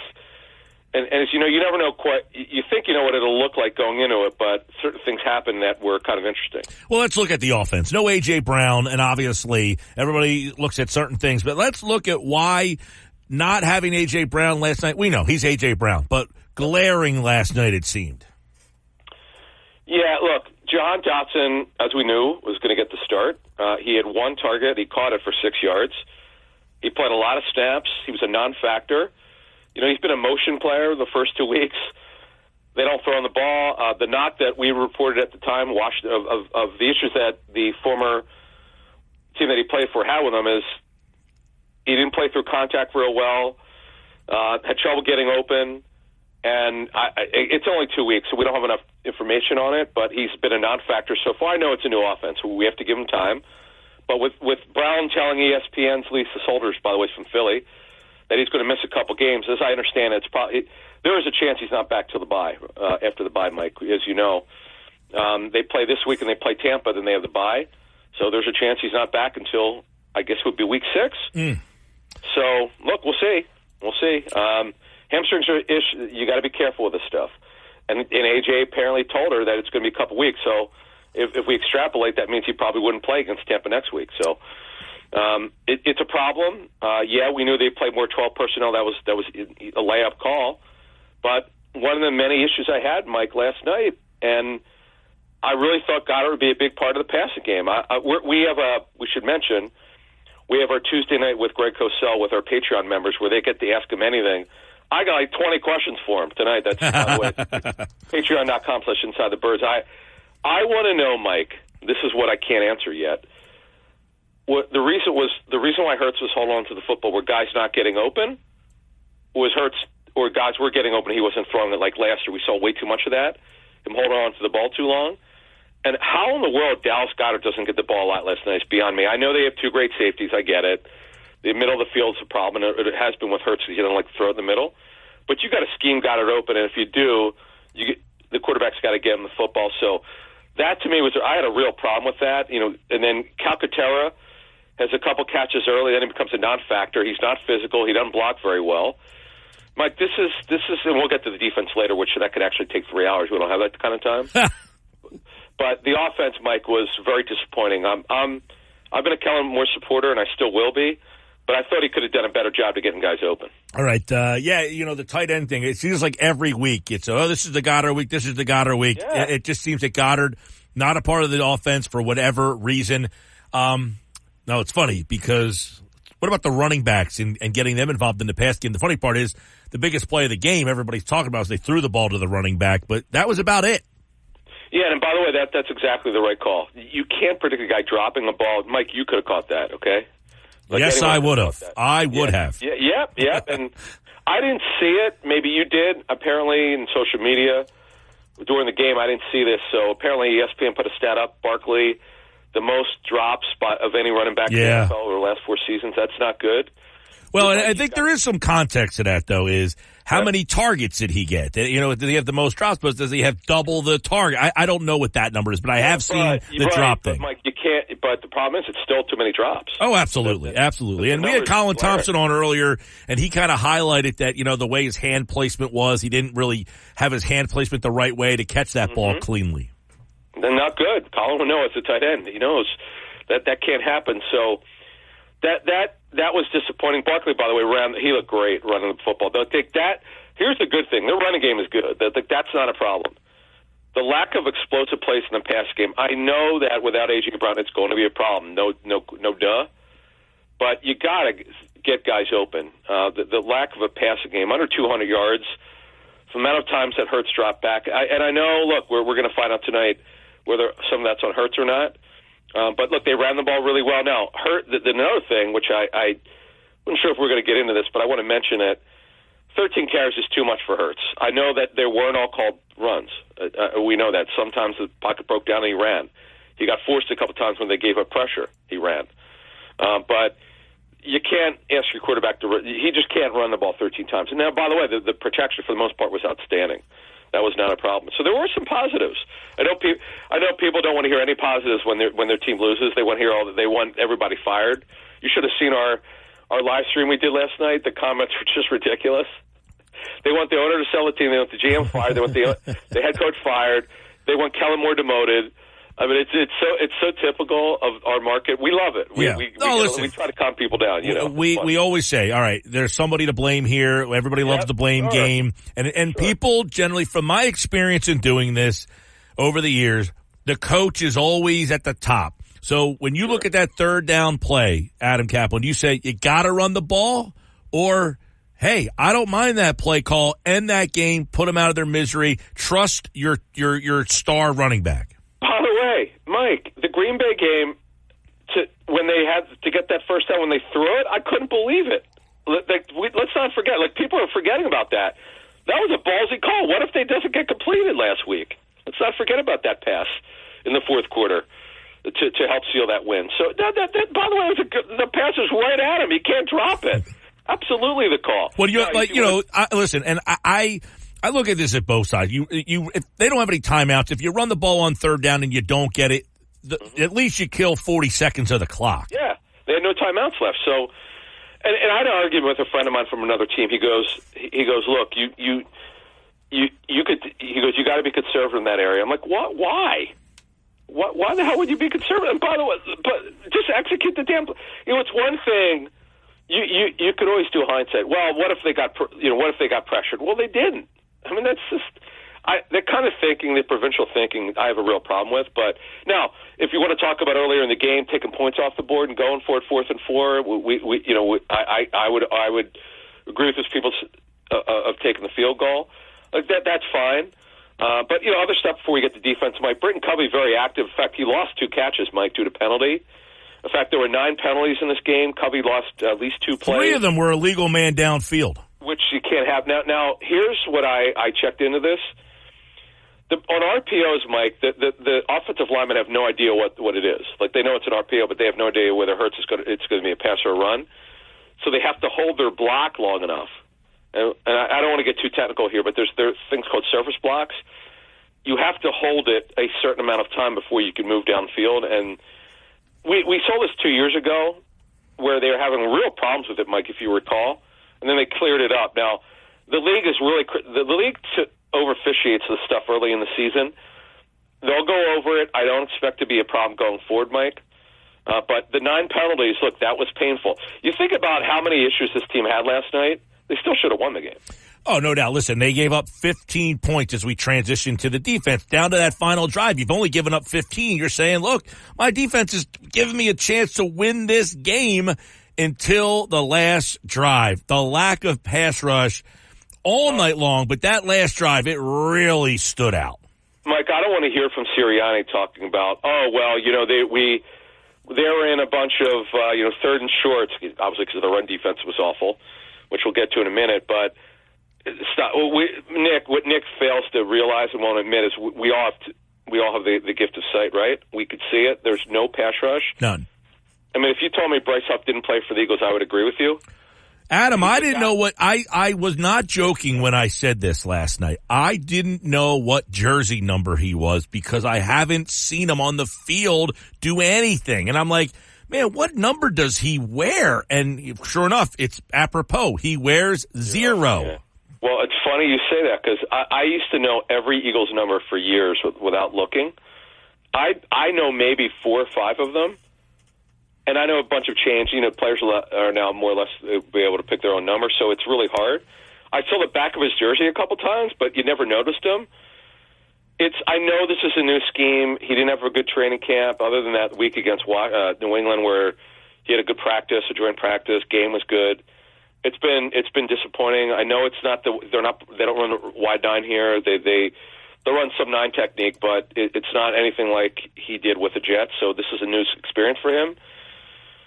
We had Ryan Silverfield on, his head coach from Memphis, former head coach. Well, he's Memphis head coach, but his coach when he was there at Memphis. And so we had him on our platform back in, I think, in July. Ryan spoke very highly of him. He said, really conscientious guy, really hard worker, cares. So I'm thinking at some point this is going to work, Mike. But if we're having this talk in midseason and he's been a disaster, you're going to start talking about $34 million fully guaranteed at signing down the tubes. And look, Mike, I'm just going to mention this right now. They've got a bunch of guys who are not performing. Nolan Smith not performing at all. He's another guy you have a hard time seeing. Jalen Carter, very inconsistent. Jordan Davis, mostly a non-factor so far. This can't happen, Mike. I mean, if you want to know why their defense is struggling, Josh Sweat is not done much at all. He regressed late last season. It's still a problem. I don't know if one good pass rusher they have. I mean, really, Brandon Graham gives him what he can. Well, if Brandon Graham is your best pass rusher at the end of the night, or when you're saying we need pass rush from Brandon Graham, you got problems. 36 years old, Mike, and we love BG, but that can't be your answer. It's they've got a problem. We'll get to the run defense in a second. But Huff at $17 million a year, only getting 32 snaps out of 61. I don't need a guess here, Mike. That's Vic Fangio is telling you I don't want him on the field. Mm-hmm. That's couldn't be any. You cannot argue that point. That it's not like Bryce Huff is hurt. He only got 32 snaps last night when they needed him, Mike. Jalen Carter also had his snaps cut down a little bit. Thomas Booker you saw, and I only played 9 snaps, but he had some productive snaps. I said earlier, and Mosher texted me, Booker was the best player on the field. Did a good job. He's got great energy. What a really nice story. We don't bash the Eagles. We tell the truth. We get comments every now and then on our YouTube page that we're so negative. We bring up all this negative stuff. Our job is to educate people. We also give a lot of positives out. That's why we hired Greg Cosell. That's why he works for us. Greg tells you the truth. By the way, Greg loved Jordan Davis for the first 5 or 6 weeks. He called me personally last year to tell me, he said, we have to talk about Jordan Davis on our pregame show. I am stunned at how well he's playing. And then Jordan Davis regressed completely, and he's never been the same, Mike. So they've got problems, Mike. They've got significant problems on defense. The one thing I will say, their coverage, of course, obviously, Darnell Mooney beat him. That was bad, and you can't ignore that. The last drive, you can't ignore it. That cost them the game. But overall, the coverage for the most part, Mike, has been pretty good. All right, let's get into the run defense. You mentioned the young players are not performing. Yeah. There's some of those guys up front. The high-priced players are not performing. There's some of those guys up front. But you got the linebackers. You know, Bond was a big topic of conversation the week before. Some bad run fits last night. Yeah, that's what I wrote in my notes to you, Mike. The run fits, I was told about an hour ago, were really bad again. You know, it's crazy. And we'll talk more about this on Friday for the Sunday show, for the Sunday game at the Saints. The Falcons are running very close to the same scheme. It's West Coast, it's inside zone, it's outside zone. The Eagles played the same scheme in Week 1 with Matt LaFleur running an old school West Coast offense, running his version of Shanahan's offense. It's crazy. You know, these West Coast schemes now are the rage. The Eagles face it.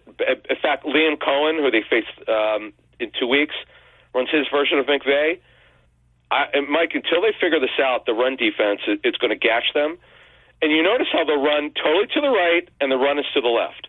It's really bad, Mike, and this was not a great game for Bond. Let's call it like it is. It was not as good as last week. I'm really interested to see, Mike, what Vic Fangio does is complete control of what he wants. He could do whatever he wants. Does he start benching players if this continues? Yeah, I mean, because you have a situation where you're not getting pass rush, so some of those guys, you can't blame Bryce Huff all the time because he's not on the field. So your run guys, they're not doing a good job. Your linebackers, I don't know what you thought of Dean and Bond last night, but obviously they had a rough day in terms of yardage. And then you flip it over and say, all right, we're not getting pass rush. We're not going to get good against the run. What'd you think of the secondary and the coverage? Yeah, I thought, Mike, again, for the most part, I mean, they blanketed him for 3 quarters. I mean, the Darnell Mooney one, obviously Gardner Johnson's got to make the tackle. They really shut down pretty much everything. Kyle Pitts was a non-factor till late. Drake London didn't do anything until his touchdown. The coverage, look, their red zone defense also very good for the most part. The red zone defense for 2 weeks has been very solid. There are actually some positives, but because of the meltdown on the last drive, which, Mike, I remember the picket fence defense, which we remember from years ago. But man, overall, Mike, the run defense is killer. The lack of pass rushers are going to get them. If you have this kind of pass rush against New Orleans, they're going to give up 40 plus. I mean, that Derek Carr is really taking the offense that Clint Kubiak is running. So they've got a lot of corrections and is also on a short week. They do, and this all of a sudden is a team that I think when we went back to the schedule back in May when it came out, you looked at Atlanta, okay, New Orleans, Tampa. This stretch all of a sudden seems a lot different. You know, sometimes it's when you play teams. These teams are confident right now. Yeah, no doubt. In fact, there are only 4 undefeated teams in the NFL. The Eagles are playing them back-to-back in the Saints and the Bucs, in the NFC. I think they're 5 in the AFC. So It's going to be tough. It's going to be tough. You're playing two similar offenses, which have given the Eagles trouble, particularly against the run. So they look. It was a bad loss, but the funny thing is, if Barkley catches it, I think there's a very good chance they're going to win. But it doesn't ignore the issues that they have. Now it's only 2 weeks. The division is terrible. Mike, this division, this NFC least, it looks as bad as you and I have been doing these segments for 6 or 7 years. This is as bad as I've seen it. It's really bad. Yeah, well, you had Dallas awful the other day, Washington terrible. And New York terrible, and then Philadelphia. What I want to ask you is, did the game, the way they lost last night, Hurts with the late interception, the defense breaking down, feel a lot like the way they lost games at the end of last year? I know people are bringing it up, Mike. Obviously, the thing is I don't see it quite like that, Mike. I'm not there yet. It's only one game. I need more information. We only have 2 games, so people are trying to make a lot of broad statements. I understand why you would say that. You're not the only one who's asked me that. I'm not there yet. Is it a bad loss? Of course it was. It was a terrible loss. But the thing is, the losing 6 out of 7.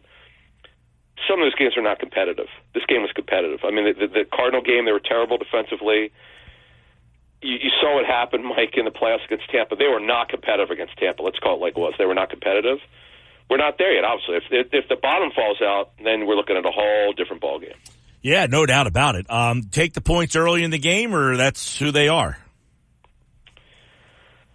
Oh, boy.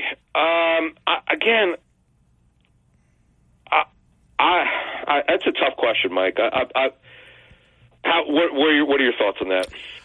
I think early in the game, I mean, you're at home. I feel like you take the points and just, it's weird. It's funny because I said earlier, it's almost like Sirianni's getting criticized for trusting his players. You know what I mean? Like he has trust in his players, so he throws a pass on third down when really, you probably run the ball and let the clock run. 'Cause let me ask you this. So they throw the ball third down and 3 and Barkley drops it. Do you run the ball, kill the clock, and then if you like that play, you have it in your pocket for 4th down and just end it there? Or do you take the points again? Like when they kicked it there, did you think they were going to go for it on 4th or just take the points on 4th down and then make Atlanta have to score a touchdown? No. See, again, as I said earlier, first of all, I'm throwing that football because, you could always also run it and try it, and they ran the ball well. But it was perfectly executed. The running back dropped the football. Now, let's go back to the first quarter. I understand why people generally in the first quarter, early in the game, you just take the points. But it's on your point about Sirianni. He's super aggressive down. It also, we should mention, I forgot to mention this, it's what the analytical data tells you. If it tells you that the percentage is 80% if you go for it or if you throw in the situation, you do that. I know old school should, no, you should never do that early in the first quarter. You take the points in the 4th quarter, then you throw it. That's what the old schoolers want. So it depends. I'm a data person, so I want what the analytical data tells me. Mm-hmm. I mean, I remember arguing with someone with the Eagles back in 2017. Obviously, it's their Super Bowl year, but when I just felt like there was a time when they went on it. It might have been against the Giants where they went for it, and I'm like, this is ridiculous why they would go for it. And now I will tell you, they wound up being right about it. But yes, we have access to the results, so it turned out to be the right decision. Sure. But again, Mike, it's up to the individual. If you're just asking for an opinion, my opinion was I probably would have kicked the field goal. Or I would not have done what Nick did early on, gone for the field goal. But you made a very astute point. Nick has this total belief in his players to execute. I'm going to be interested to see what happens here but here's the other thing, Mike.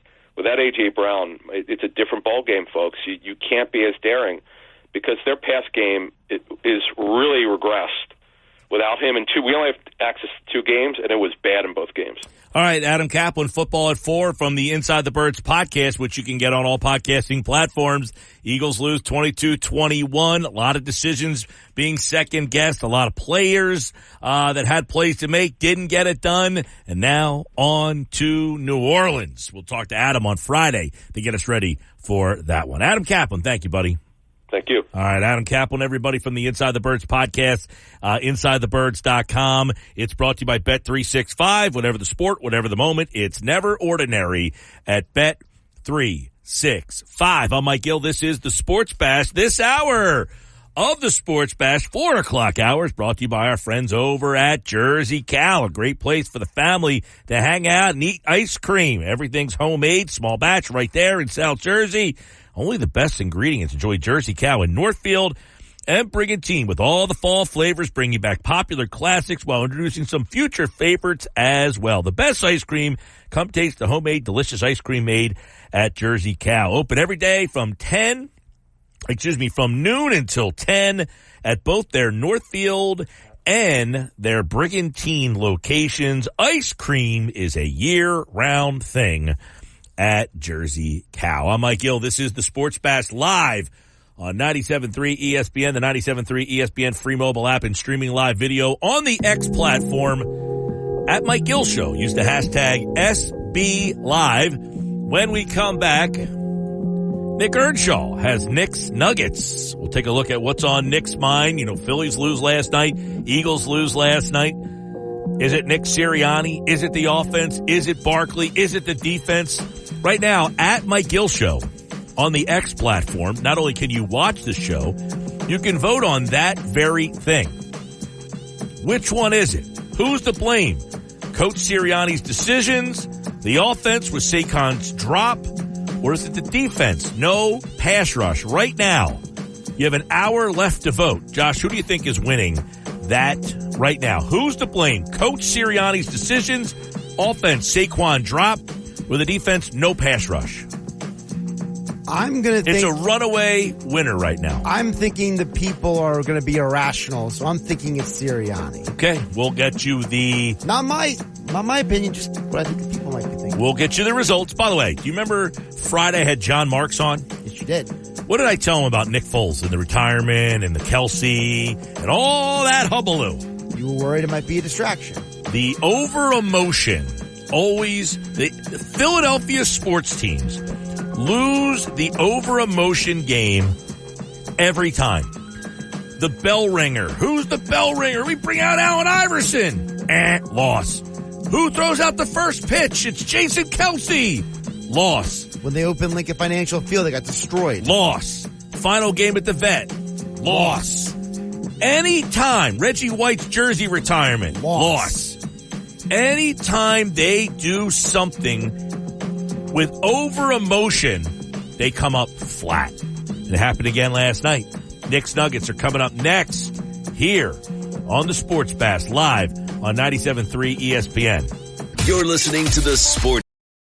When you need mealtime inspiration, it's worth shopping Fred Meyer. For thousands of appetizing ingredients that inspire countless mouth-watering meals. And no matter what tasty choice you make, you'll enjoy our everyday low prices. Plus, extra ways to save, like digital coupons worth over $600 each week and up to $1 off per gallon at the pump with points. So you can get big flavors and big savings. Fred Meyer, fresh for everyone. Fuel restrictions apply. With Mike Gill. When I'm driving, I got a guy on the radio who talks to me. I can't see him, but he talks to me. On 97.3 ESPN.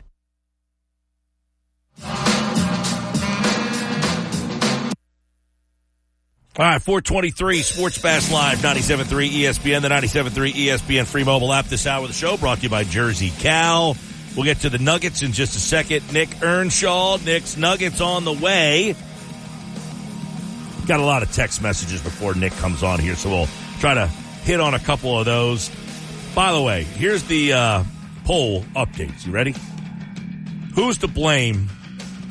Actually, it changed a lot during the Browns day, a lot, but 3% it did a little flip. Who's to blame? Coach Sirianni and his decisions, offense, the Saquon drop, defense, no pass rush.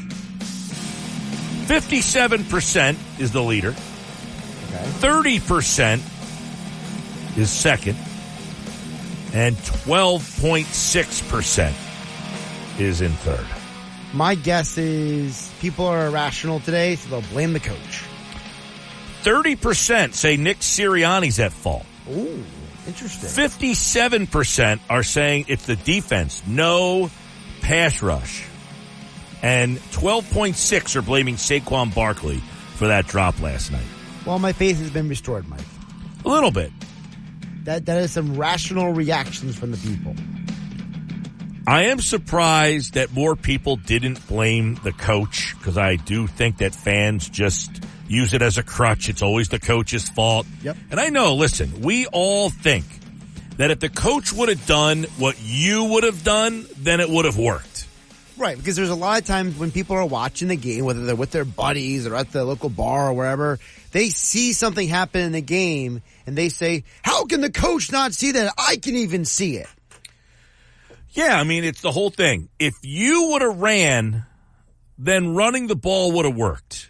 If you would have thrown, then throwing the ball would have worked. Whatever you would have done in your mind, that would work. And what the coach did, if it doesn't work, then what you would have done would work. We never consider they could have handed the ball off and they might have fumbled. They handed the ball off and, the play gets blown up and, they get stopped. They kick a field goal anyway. Now, 40 seconds come off the clock, but keep in mind, how much time was left on the clock when Philadelphia got the ball back? So let's say they ran the ball and 40 seconds came off the clock. What's to say that you kick the field goal there and Atlanta still doesn't go right down the field and score the touchdown and gives you even less time to score? Because I think there was 36 seconds left when Atlanta ended up scoring the touchdown. If memory serves, I think it was right around 36 seconds. So let's say Philadelphia runs the ball, it gets blown up in the backfield, and you end up kicking the field goal. 34 seconds. 34 seconds, okay. You were right there. Now, Atlanta went right down the field. They probably could have scored earlier. I think they got to the point where they were starting to slow down a little bit, and they went out of bounds a couple times. So let's say Philadelphia hands the ball off, and they don't get the first down, and now they kick it on fourth down. By the way, Atlanta scored in game time, 1 minute and 5 seconds. 1:05, yeah. So in that theory, even if you take time off the clock, they're still scoring. Exactly. So if you would have ran the ball there and got stopped and then kicked the field goal, yes, there would be 40 seconds less, but Atlanta still had plenty of time, and they utilized that time and went down and scored. So in reality, looking back on it, it gave you a chance to get the ball back, which goes to the decision that Hurts made on the final drive, which was an awful decision. So, yes, you could have run the ball on 3rd down and 3, but that's not guaranteed. It's funny because we were watching the game, and we'll get to Knicks Nuggets in just a second. I know Nick's waiting on hold. We were watching the game. We started on the porch, the 2 TVs, Phillies on one, Eagles on the other. When the Phillies game ended, we went inside. Went on inside, put the Eagles game on the big screen. When the Eagles kicked the field goal to go up 6, we went to the bedroom, and I said to my girlfriend, if this game's not over yet, if Atlanta scores a touchdown, the Eagles are going to lose this game. And sure enough, that's what ends up happening. But on 3rd down, when they don't catch that pass, if they would have ran it there, Atlanta still would have got the ball back and still would have moved right down the field and scored. So in reality, we all think they should have ran the ball and that would have changed everything because of the timing of it. But in reality, it really wouldn't have. All right, Knicks Nuggets are here. Let's bring in Nick Earnshaw. He is host of the Shift podcast and producer of The Locker Room. He's brought to you by the Fanatics Sportsbook at Ocean Casino Resort in Atlantic City. All right, Knicks Nuggets, here we go. Give us a little insight on what the Nuggets are looking like today. What's going on, Mike? What a terrible Tuesday. After that performance last night, it was brutal. It was brutal to say the least. And, I got to start with nugget number 1. The defense scares me, Mike Gill. I cannot believe what happened at the end of that game last night, how fast it happened. And throughout the game, and you've talked about it today, no pressure on Kirk Cousins whatsoever. This front four is not getting to the quarterback at all. And for a guy like Kirk Cousins to not go down, the guy's an armadillo. He'll go down if you just put a little pressure on him. and they weren't doing that. And then to end the game the way they did, I mean, that was brutal. How fast they got down the field, the fact the Eagles even got the ball back at the end, and where Hurts throws the interception, is ridiculous. And I am so with you on Bryce Huff. He looks like a mistake at this point. The defense overall, nugget number one, they are scaring me mightily. Didn't like the Bryce Huff signing. I don't want to sit here and say I told you so on that one because, look, he could be fine. Maybe he's got off to a bad start. I know we got some people texting in that said, hey, give him a shot. Listen, I didn't like the signing at first because I don't like guys. I understand Reddick was a pass rusher. He was not great against the run. But I said, you're bringing Bryce Huff in here, and he has got to try to replace a guy who had 16 sacks and 11 sacks with an injury last year. Even if Bryce Huff had 8 to 10 sacks, it was never going to be as good as Hassan Reddick was here. So I thought, to me, bringing him in here and paying him that kind of money and saying you're the guy that has to replace Hassan Reddick, you put a lot of pressure on a kid who undrafted, was a part-time player. The fit and the role for me just never felt it. Now, I hope I'm way off on this. I didn't like the signing then. I like it less now. Yeah, I mean, with Huff, and you've heard Vic Fangio talk about him, how he's not really ready during training camp, and he still doesn't look ready to fit into this defense. And he just hasn't made an impact at all getting to the quarterback. And this defensive line overall couldn't generate any pressure. So there's one problem with Huff. Another problem, Jordan Davis. Has that been a mistake? I mean, he still has not really seemed to develop into that first-round type of talent that we were all expecting, right? And we've talked about it before the season even started, that the defense was a concern. Like, you're counting on a lot of these young players to step up and develop this quickly, this soon, this year. And you just haven't seen it. And Jordan Davis, you're really not getting a ton out of him. Now, I know he's a big guy, and he's not going to go for a lot of sacks during pass rush, but I don't know what he's really brought to the table overall for this team, and I don't think he's lived up to that first-round hype. I just don't think Jordan Davis is that type of player. He's been disappointing, to say the least, throughout his entire career so far. Jordan Davis has been disappointing. Now, listen, when he was drafted, he was supposed to be more of a run stuffer. But that being said, they weren't very good against the run, and he hasn't been a dominant run stuffer. There are times, but look, a dominant run stuffer means I can't choose to run the ball because this guy is blowing up everything. He is just dominating everything we do. That's not the case. I'm disappointed big time in Jordan Davis in terms of, look, teams are supposed to say, Jordan Davis on the field, we have to block him with 2 and 3 guys sometimes to try to, compensate for what he's doing to our offense. That's not happening. And it's a big disappointment. There's no question about it. It's a massive disappointment that he has not become one of those guys that the other team looks at and says, how do we block him? We can't figure out what to do with a man of this size. And it hasn't happened. Yeah, it's a problem. It's a problem. It's not a problem for other teams, but it's a problem for the Philadelphia Eagles at this point. Now, I heard you earlier talking about what can they do to correct this? Well, the obvious answer is they could play much better. Jalen Carter could be better. Jordan Davis could be better. Bryce Huff could be better and get to the quarterback. Maybe you bring somebody in. Do you make a trade at some point? I mean, I know it's only week 2.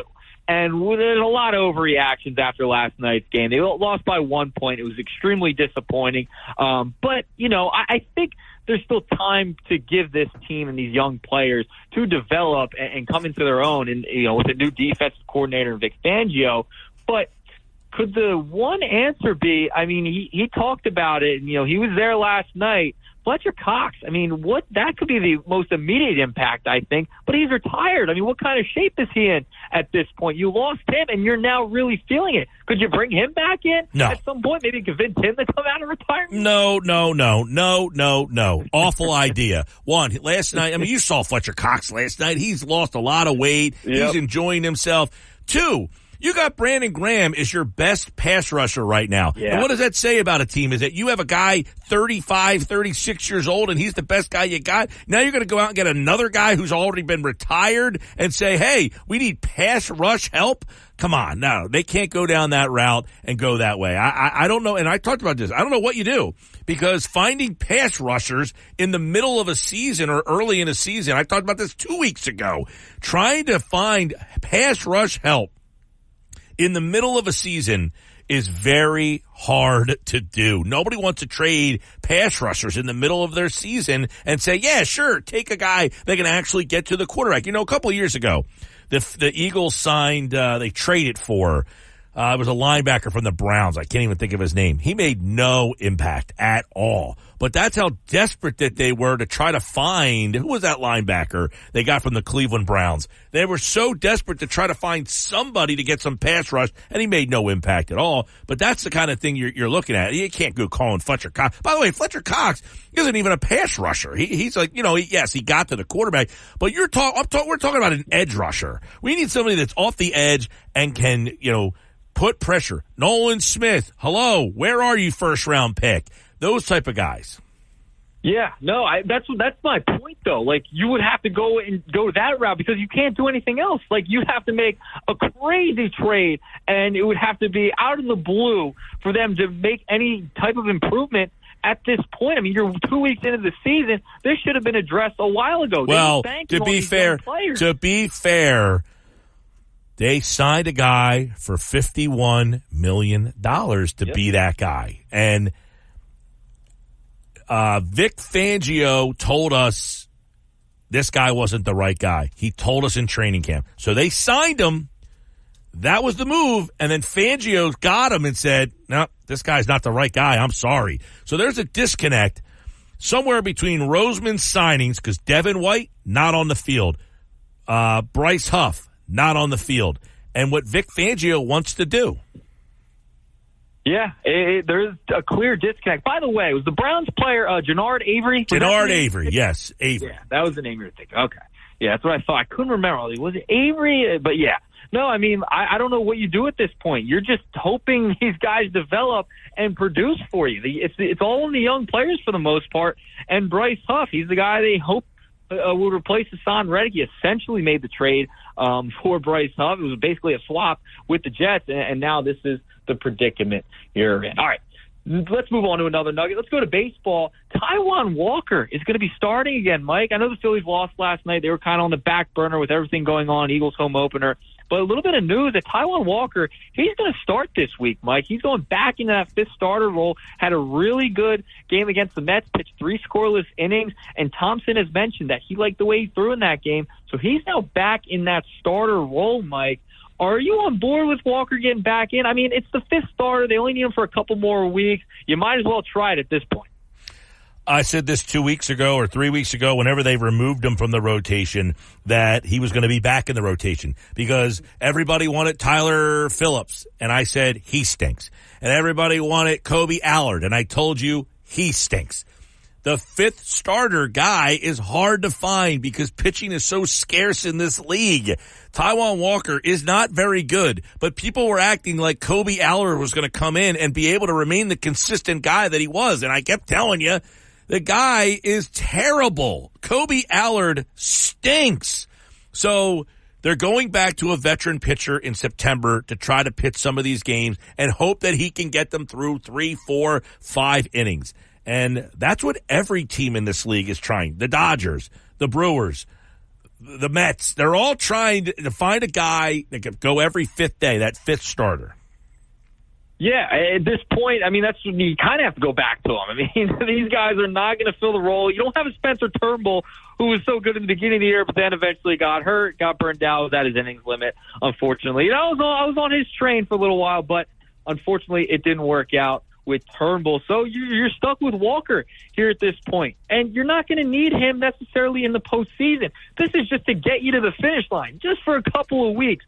So I'm not very upset that he's going back to starting the games. And, if he goes 3, 4 innings, fine. You're essentially throwing a bullpen game anyway.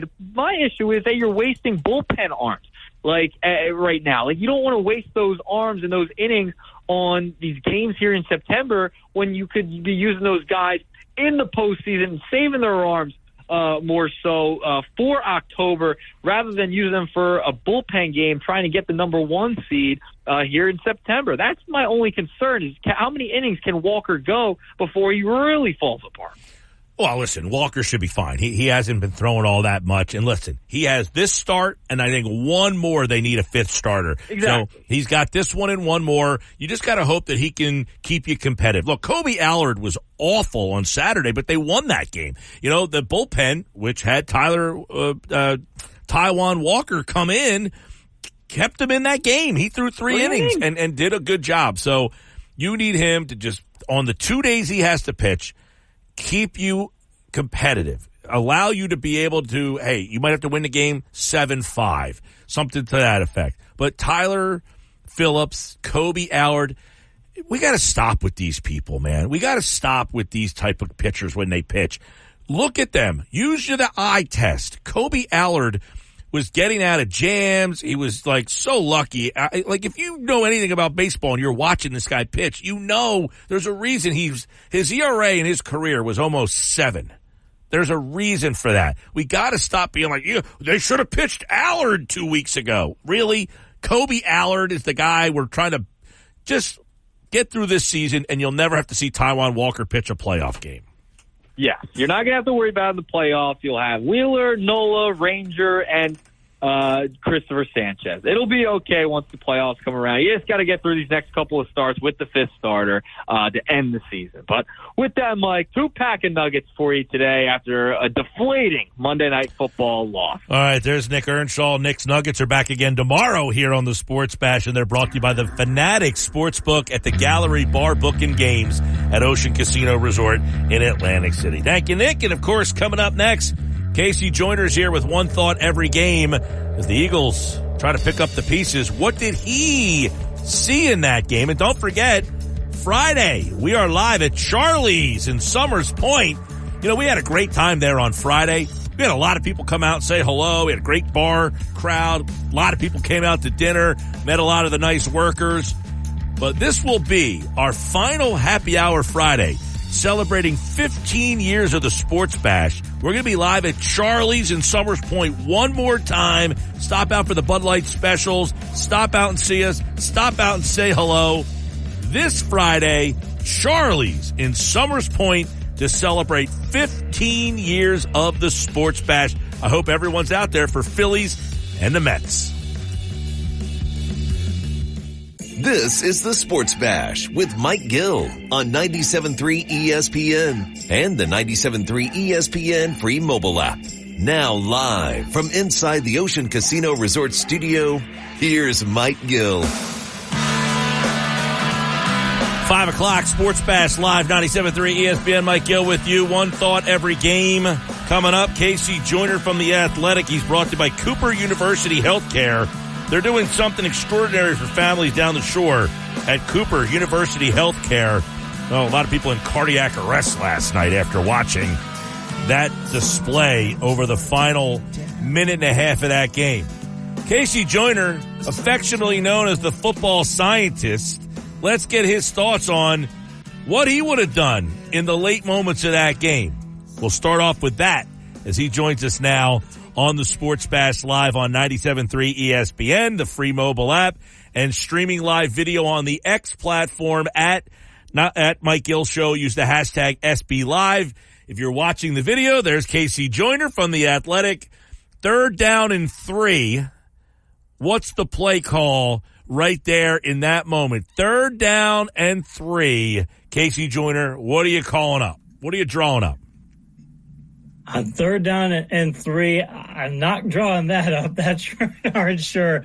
I don't understand the entire game why Atlanta doesn't tackle well. So I was doing the live blog for The Athletic and listened to the Manning cast, in the first half, especially because Belichick's just awesome to listen to those games if you're like an X's and O's guy. And he kept talking about the Falcons don't tackle well. They don't run fit well. They have to bring their safeties down constantly. They have to do all these things. And you've got the biggest offensive line in the NFL. I don't care if it's third. I don't care if it's short yardage like that. I trust my ability to be able to run something, to be able to go get that. I do not want to throw that football. I want to run that football. I would have run the football a heck of a lot more than the Eagles were running it in this game. And I wonder sometimes if the Eagles at this point now if Jalen Hurts wants to throw the ball so much, they're trying to keep him happy to put him in those situations, or maybe because the whole organization thinks he should be passing the ball. I still think they're in that situation there. So. And that's what I do, but but I'm not the coach. All right. Well, there's a lot of split here. I mean, obviously you got the people who love blaming coaches. It's the coach's fault. You got people who look at the players. The play worked. He did not catch the ball. If he catches the ball, are we still saying, wow, they threw the ball there? Are we saying, wow, what a great play call on third down? They had everybody off guard. Yeah, I mean, let's put it this way. They talk about process versus results, and hey, if he catches the ball and he goes in, then okay, then you win the game. And there you go. That's just it. But I'm not looking at it from that perspective. I'm still looking at it from perspective of, hey, I mean, I still think you should be relying on the ground game. And do you want Saquon Barkley trying to catch the ball? When he's a good pass catcher, do you want him trying to catch it, or do you want him trying to run the ball and try and get your big offensive line out there? I mean, like I said, I can understand the play call there, but sometimes the Eagles get too cute. In fact, I'll put it this way. Here's another way to put it. Bear Bryant, one of the greatest coaches of all time.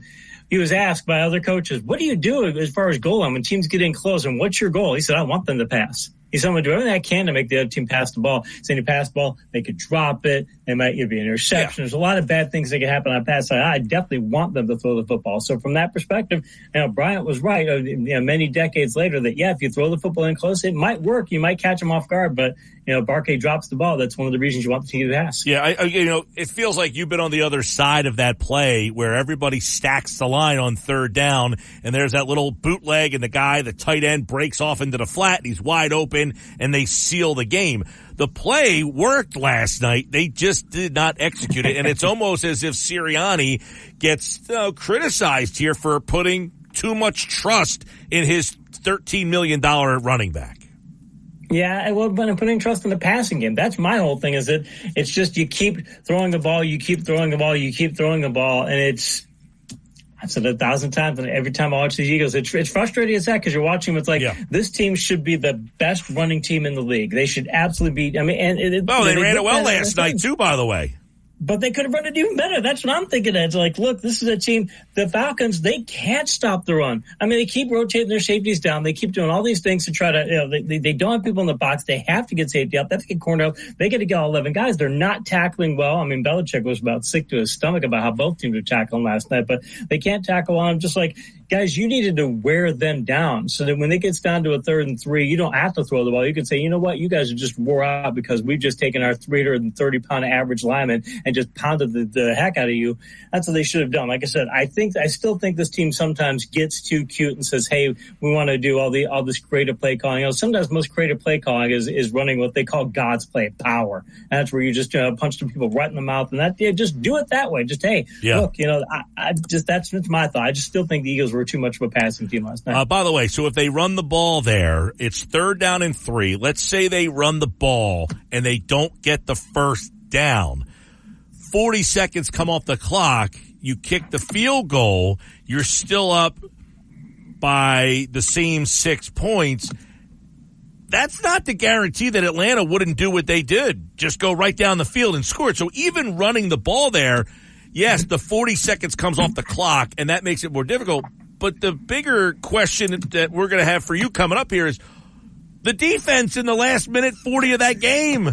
What happened there? I mean, you're giving up plays. You're supposed to funnel everything to the middle of the field. They're letting them catch the ball on the outside and get out of bounds.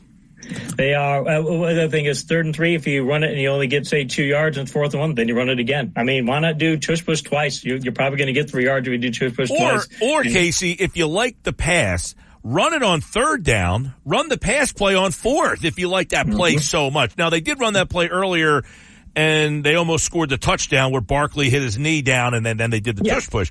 So they obviously like that play. So if you like it, run it on 3rd and then run the pass play on 4th if you want to go for it on 4th down. Otherwise, take the points, but give them 40 less seconds to engineer. The difference is, as I just said, You give them 40 less seconds, fine. They went down the field with 1:05 and still scored. So even the 40 seconds coming off the clock, they had enough time to score. Yeah, they scored with 38 seconds left, but even if you take 40 off, they could have done other things to spike the ball and things. They weren't trying to necessarily stop the clock. And well, if you were watching the Manning cast, Peyton was getting to the point where he was saying, now Atlanta needs to slow down. He was saying, Atlanta, don't go out of bounds. Let more time come off the clock because they had gotten down the field so fast. They had, and the Eagles still don't have any kind of pass rush whatsoever. And that's the thing. That's one of the reasons that you run the ball, too, is you don't put your defense in that position. I think the Eagles have a shaky secondary. They don't have a good enough pass rush to make up for it. I think they've got problems there. And sometimes, and Belichick didn't say it necessarily, but he was talking about the defensive structure and the play calls they're making and saying that, he didn't say they were predictable, but if you're reading between the lines, he was like, hey, this is what they do. Like he knew the kinds of things they would do. And it looked like in the 2-minute offense that Atlanta was like, hey, we're going to run our, that's the thing. They were also talking in the Manning cast about how when you're in that 2-minute offense, you're just running your base plays, the plays work. If you're the defense and that's what they're going to do, then fine, take it away. Do something, make them do something different. But they just sat back. They expected the clock to run out. It's like, Eagles, you're a clock ball team. You guys know, get the ball, run the clock on and on. I mean, you guys know this. That's why it's so frustrating. It's like not only they lost the game the way that they did with playing the last and fourth quarter. This is a team that studies a lot of this and should know better than they manage the clock that way. All right, Casey Joyner from The Athletic here. Yeah, the defense. If you're watching this team after 2 games, how concerned are you with that pass rush? I'm concerned with the pass rush. I'm concerned with the ability to stop the run. I'm concerned with the ability of tackling. There's myriad issues right now. If you're the Eagles, I know that there hasn't been a ton of points scored against you, and you've done some things on defense. I'm very worried because if you can't if you're making the mistakes that they're making on defense, and you've got the offense making as many mistakes as it's making, and we get to that in a minute. But as far as interceptions and such, if you've got that, it's a terrible combination.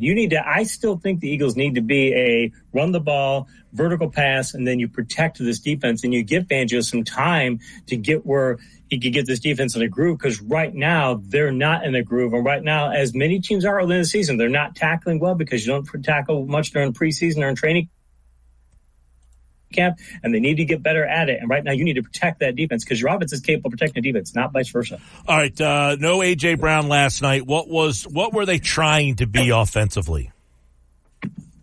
Well, I mean, I keep coming back to that last play where they're trying to force the ball to Devontae Smith. In fact, in the Manning cast, they also talked about both Manning and Belichick talked about how the Eagles, they were having people open across the middle of the field, and they weren't throwing to him because they're scared to go Jesse Bates and things. And here's the thing. You look at vertical passes. The Eagles they didn't throw that often vertical last night, by the way. They just did not put the ball in the air. 5 of 6 for 79 yards of vertical pass for Jalen Hurts. I mean, it's solid 13.2 yards per attempt, but still only 5 of 6, and he had that one pick. And the thing is, they were 2 of 3 when the field was closed per Pro Football Focus, and they were 3 of 3 when the middle of the field was open. So they weren't necessarily, I think they were avoiding the safety. They weren't going to the middle of the field. They were going to the outside. They weren't doing a lot of vertical pass things that they should be doing. So if you're going to run the ball heavy, you got to also vertical pass heavy, and you got to be very successful at it. And they were dinking and dunking far too much. And I think part of it is that I don't know that they trust Hurts. And last night, they didn't have anybody else in the passing game. But on that last play, he stares at Smith. In fact, Peyton said, hey, he's going to Smith. He decided he's going to Smith. Like, that's not what you want your quarterback to do. You don't want your quarterback to make that call because the safety knew it was going to him too. Go somewhere else. You only needed 17 yards. Yeah, they only needed 15 to 17 yards. Just throw the ball away. And they had a timeout left still too, by the way. Casey Joyner from The Athletic. Why, so a lot of people are talking about early in the game, they went for it on 4th down. They did not get it. Now, the analytics said go for it there. ESPN put it up on the screen that is a situation where you say go for it. A lot of people texting in today, they should have kicked it there. What say you in that early 4th and 4, and they went for it and they did not get it, but the analytics said go for it. Why? Yeah, it's a tough call there because you don't want to just cherry pick your analytics. If you're going to go to the analytics, you're trying to play percentage. It's like, if you're playing 21, you want to make sure that you're going to go for it and maximize your percentages. Having said that, this is more than just analytics. It's a frustrating part about analytics. It's more than just analytics. You got the ball at the 9-yard line. It's 4th and 4. Okay, it's very early in the game, so that's fine. But I come back to John Madden. John Madden used to say that George Blanda, a man who was a great player, Hall of Fame player, played for some of the greatest players of all time, played for Bear Bryant. Again, we come back to Bryant. And Blanda said that he was taught that get those first points on the board. He said it makes all the difference, that it changes the mindset of your team, that you want those toughest points are the first points. Get them on the board and change the mindset of your team. I know the Eagles are thinking, yeah, we got these guys down. And you know something? You could have been up 3-0, and it just changes the mindset, because once the other team starts to fall behind, it changes the way they approach things too. So I probably in that situation might go ahead and say, we'll go ahead and take the field goal, just go ahead and get this 3 here and not try and lean on these analytics too much, because sometimes, again, you get too cute, and that's a lot of what the Eagles did last night. All right, Casey Joyner from The Athletic here. The Eagles lose that game. Pass rush, secondary. Sounds like they got a lot of things to fix, and now they got to face this Saints team. We'll talk about that a little bit more on Thursday. Obviously, Coach, players make some mistakes. The Eagles lose a game they should have had last night. I will say this before we get to one thought every game. Defense gives up 15 points up to that moment. And we're talking about no pass rush, lack of coverage. 15 points. You got to win that game. I know they give up the late touchdown, but did they play well enough to win that game or not? Well, if he didn't win the game, I guess you can say they didn't. The point is that, yeah, I mean, but again, this is an Atlanta team that was terrible in week 1, and the Steelers just basically in week 1 said, hey, we're going to challenge you to run the ball. We're going to put 5 men up, and we're going to challenge you to run the ball, and we want Cousins to throw the football. And Cousins last night, he was off on a lot of his passes, very inaccurate on some passes. There were a couple plays where, times where he's throwing the ball way too low, he's throwing the ball outside. He's throwing passes inside, should be going outside. He doesn't look like the Kirk Cousins of a couple years ago. If that's the case, then okay, they've got, you stop Robinson, you slowed him down enough. He's still got a lot of yards. I don't like how many yards he got. And you've got Cousins. I still think there were other opportunities that the defense could have made. So it's sort of like they played to the level of what Atlanta was. I think that was more about Atlanta's offense not being very good. And that's why, again, that last drive is just really frustrated, because once you had them at that point, then you shouldn't be giving up that other play. All right, one thought every game. Casey Joyner, let's take a look back at the week that was. Sunday slate, Saints and Cowboys, 44-19. Carr, Kamara, 16-game home win streak. Out the door for the Cowboys. What happened? What happened is the Saints are a really good team. Kamara last year he was third only to Kyron Williams and Christian McCaffrey in PPR points per play. It's a fantasy metric, but it also says, hey, look, from a productivity perspective, how good were you? He was still really good. And we're seeing this, that the Saints are saying, hey, this guy is still that good. They've got vertical passing. They've shown this, and their defense is really good. And I think when you add those combinations together, what they could do and say, hey, we can't run the ball, we can play this good at defense, it's a situation where they got ahead and they kept their foot in the pedal, and they start to play. They're starting to play downhill, is what coaches will call it, and that's they can play downhill on both sides of the ball. That's to make them a scary team. One thought every game: the NFC South all of a sudden is this NFC beast, right? All of a sudden, the Buccaneers go to Detroit. Mayfield runs, throws for a touchdown in a playoff rematch. This time, it was Tampa. I thought it'd be a lot higher scoring game than it was. Tampa made some plays on defense to protect their secondary, which is really banged up. And Detroit still got a bad secondary, and that's not what cost them the game necessarily, but I think they're trying to funnel too much their offense with Jameson Williams. He's good, but I think they're trying to do too much with him to say, hey, we got this other guy. It's like, you're not using St. Brown enough, and then we got banged up at things. We have been using St. Brown. Laporta's got nothing. I wrote an article in The Athletic on Monday talking about Laporta's usage. They're doing nothing with him right now. He only has one red zone target in 2 games, and they're basically getting him out of the office to put Williams in there. I think they need to get back to where they were last year, sprinkle Williams in rather than try to make this Williams-centric offense. Lions got some problems. Sounds like Goddard in the Eagle offense. One thought every game. Malik Willis thrives with a run game there. Big game from Josh Jacobs. Yet again, Anthony Richardson, not good. No, Anthony Richardson really not good. And the thing is the Packers, they had just as big a limitation in their passing game, and they said, you know what, run. Indianapolis they're the team that's supposed to run the damn ball, as that old saying goes. They're the team that's supposed to do that. And the Packers said, we're just going to keep giving Jacobs this ball. And the thing is, we're going to find plays for Willis. What was he, 13 to 16, I believe, on passes, 14 to 16? It didn't throw a ton of passes, but he completed nearly every one of them. That's LaFleur putting together a better game plan than the Colts did, and that's why they won. One thought every game. The Jets, it was Aaron Rodgers and the Jets there. Braylon Allen, the youngest player from the oldest player. They get a touchdown late in the game, and they knock off the Titans. This is the kind of game the Jets are probably going to have to keep trying to win this way, where they've got a really good defense. They've got a good running game. They don't need Rodgers to be the guy. They don't need to be the focal point of offense to make a few plays. There's a great article on The Athletic about that, where how Rodgers came up with the play and how he suggested it early in the week, and they made some adjustments, things of that nature. So that's what they need to do. Find a few plays for him to make. Don't make him a 650-pass guy. Don't make him that way. You don't need to do that with the way this defense is. By the way, Will Levis, though, Another two turnovers. The Titans, I mean, their coach is asking, what are you doing during the middle of a game? Like, you can't believe he's this bad. Yeah, he's this bad, Tennessee. You got problems. You got a lot of quarterbacks that are this bad. They're just not ready. One thought every game. By the way, Mike Greenberg with the quote of the day. Hassan Reddick has now ruined two defenses, both the Eagles and the Jets defense. Vikings. What happened in this game? The Vikings beat the Niners. What's up is down on Sunday. Brian Flores, you heard Purdy, there's a quote from him after the game where he's talking to somebody on the Vikings and congratulated was like, yeah, that's a heck of a scheme. Like, he just really out-schemed. Flores is extremely creative, learned under Belichick, learned a lot of the lessons. Maybe he's got his coaching manner rubs some people the wrong way, but man, he knows how to coach defense and call plays and such. And that's a big plus for them. And as good as Mason is, Jordan Mason, he's still not Christian McCaffrey. When you don't have Christian McCaffrey in there, it does make a difference. And by the way, though, Darnold, we said this last week, say it again, great fit in that offense. They know what to get out of him, and he's being able to get enough production out of that passing game where he's a solid quarterback. And if Vikings are a solid quarterback, the rest of their team's pretty good.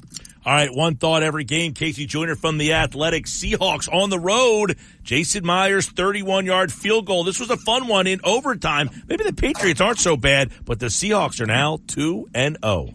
Patriots very well coached. They know what they are, which is not a very talented team, but they know what they need to do to maximize their talent. They're a tough team. They're going to be tough out for everybody this year. They may only be a 4 or 5 team. They'll be a better team than they were last year, just because they've got that. I think the players. Like I said, Belichick's a great coach and things, but it was he had reached that window that Al Davis used to talk about coaches finally wearing out their welcome of the team and such. But hey, Geno Smith threw it at 27 yards. He's a good fantasy ad in deeper leagues and such. And when they need to throw the ball, they can, and they can still run the ball really well too. So Seattle's, I think, a better team. People think 10 wins and out of that roster probably. Yeah, that Seattle team 2-0. They're the only 2-0 team in the West. The battle of the NFC least. It's the Commanders. They get all field goals. The Giants scored 3 times and lose. Yeah, all field goals, but when you get 7 of them, that's pretty big. And that great kicking. I mean, we got in this league, you can get 7 for 7 out of kickers. There was time that would have been an NFL record and such. Jaden Daniels, 226 yards passing. He's still running the ball well. They've got a good running back in Robinson. And they're finding enough offense out of that team. And this week they were able to cover up. This week they were able to cover up for a bad defense. The Commanders still have some big problems. The Giants have bigger problems. I wish that Daboll was with a team that had a lot more talent, because he's really creative play caller, but again, he's got such a talent deficit that it's tough to win any game for them. All right, one thought every game. Chargers 2-0, and they got some defense there. Justin Herbert, 2 touchdowns. Quentin Johnson's there, but it's their defense. Now they are playing the Panthers. Yeah, the Panthers are terrible. They benched their quarterback, and it might have been with an assist from ownership. Yeah. Might have been the owner coming in and saying he wants to make the change. But still, one of the worst trades in NFL history, and they're an awful team. But Bill James used to say the sign of a really good team is that if you play a bad team, you're going to beat them and beat them handily. And he's talking about that in baseball. And football, it's the same thing. Chargers go on the road. Again, Chargers used to be a team that can't win, on the East Coast. They can't win on the East Coast. Hey, they win on the East Coast big. So Harbaugh knows what his team is, and his team knows what they are too. All right, one thought every game. The Raiders go on the road to Baltimore. What's going on with the Ravens? It's Gardner Minshew leading the way. Raiders 26-23. 3 fourth-quarter scoring drives against Baltimore. Yeah, and I don't know that Baltimore, when you had Henry and you had Jackson, it sounds great in theory. I know Henry ended up at 84 yards, but he wasn't doing very well for most of the game. He didn't do that well in week 1. You've got to... Do you want a Lamar Jackson-centric offense? Do you want a Derrick Henry-centric offense? They're 2 different things, and you can try and blend them together, but right now I don't think they have that blend.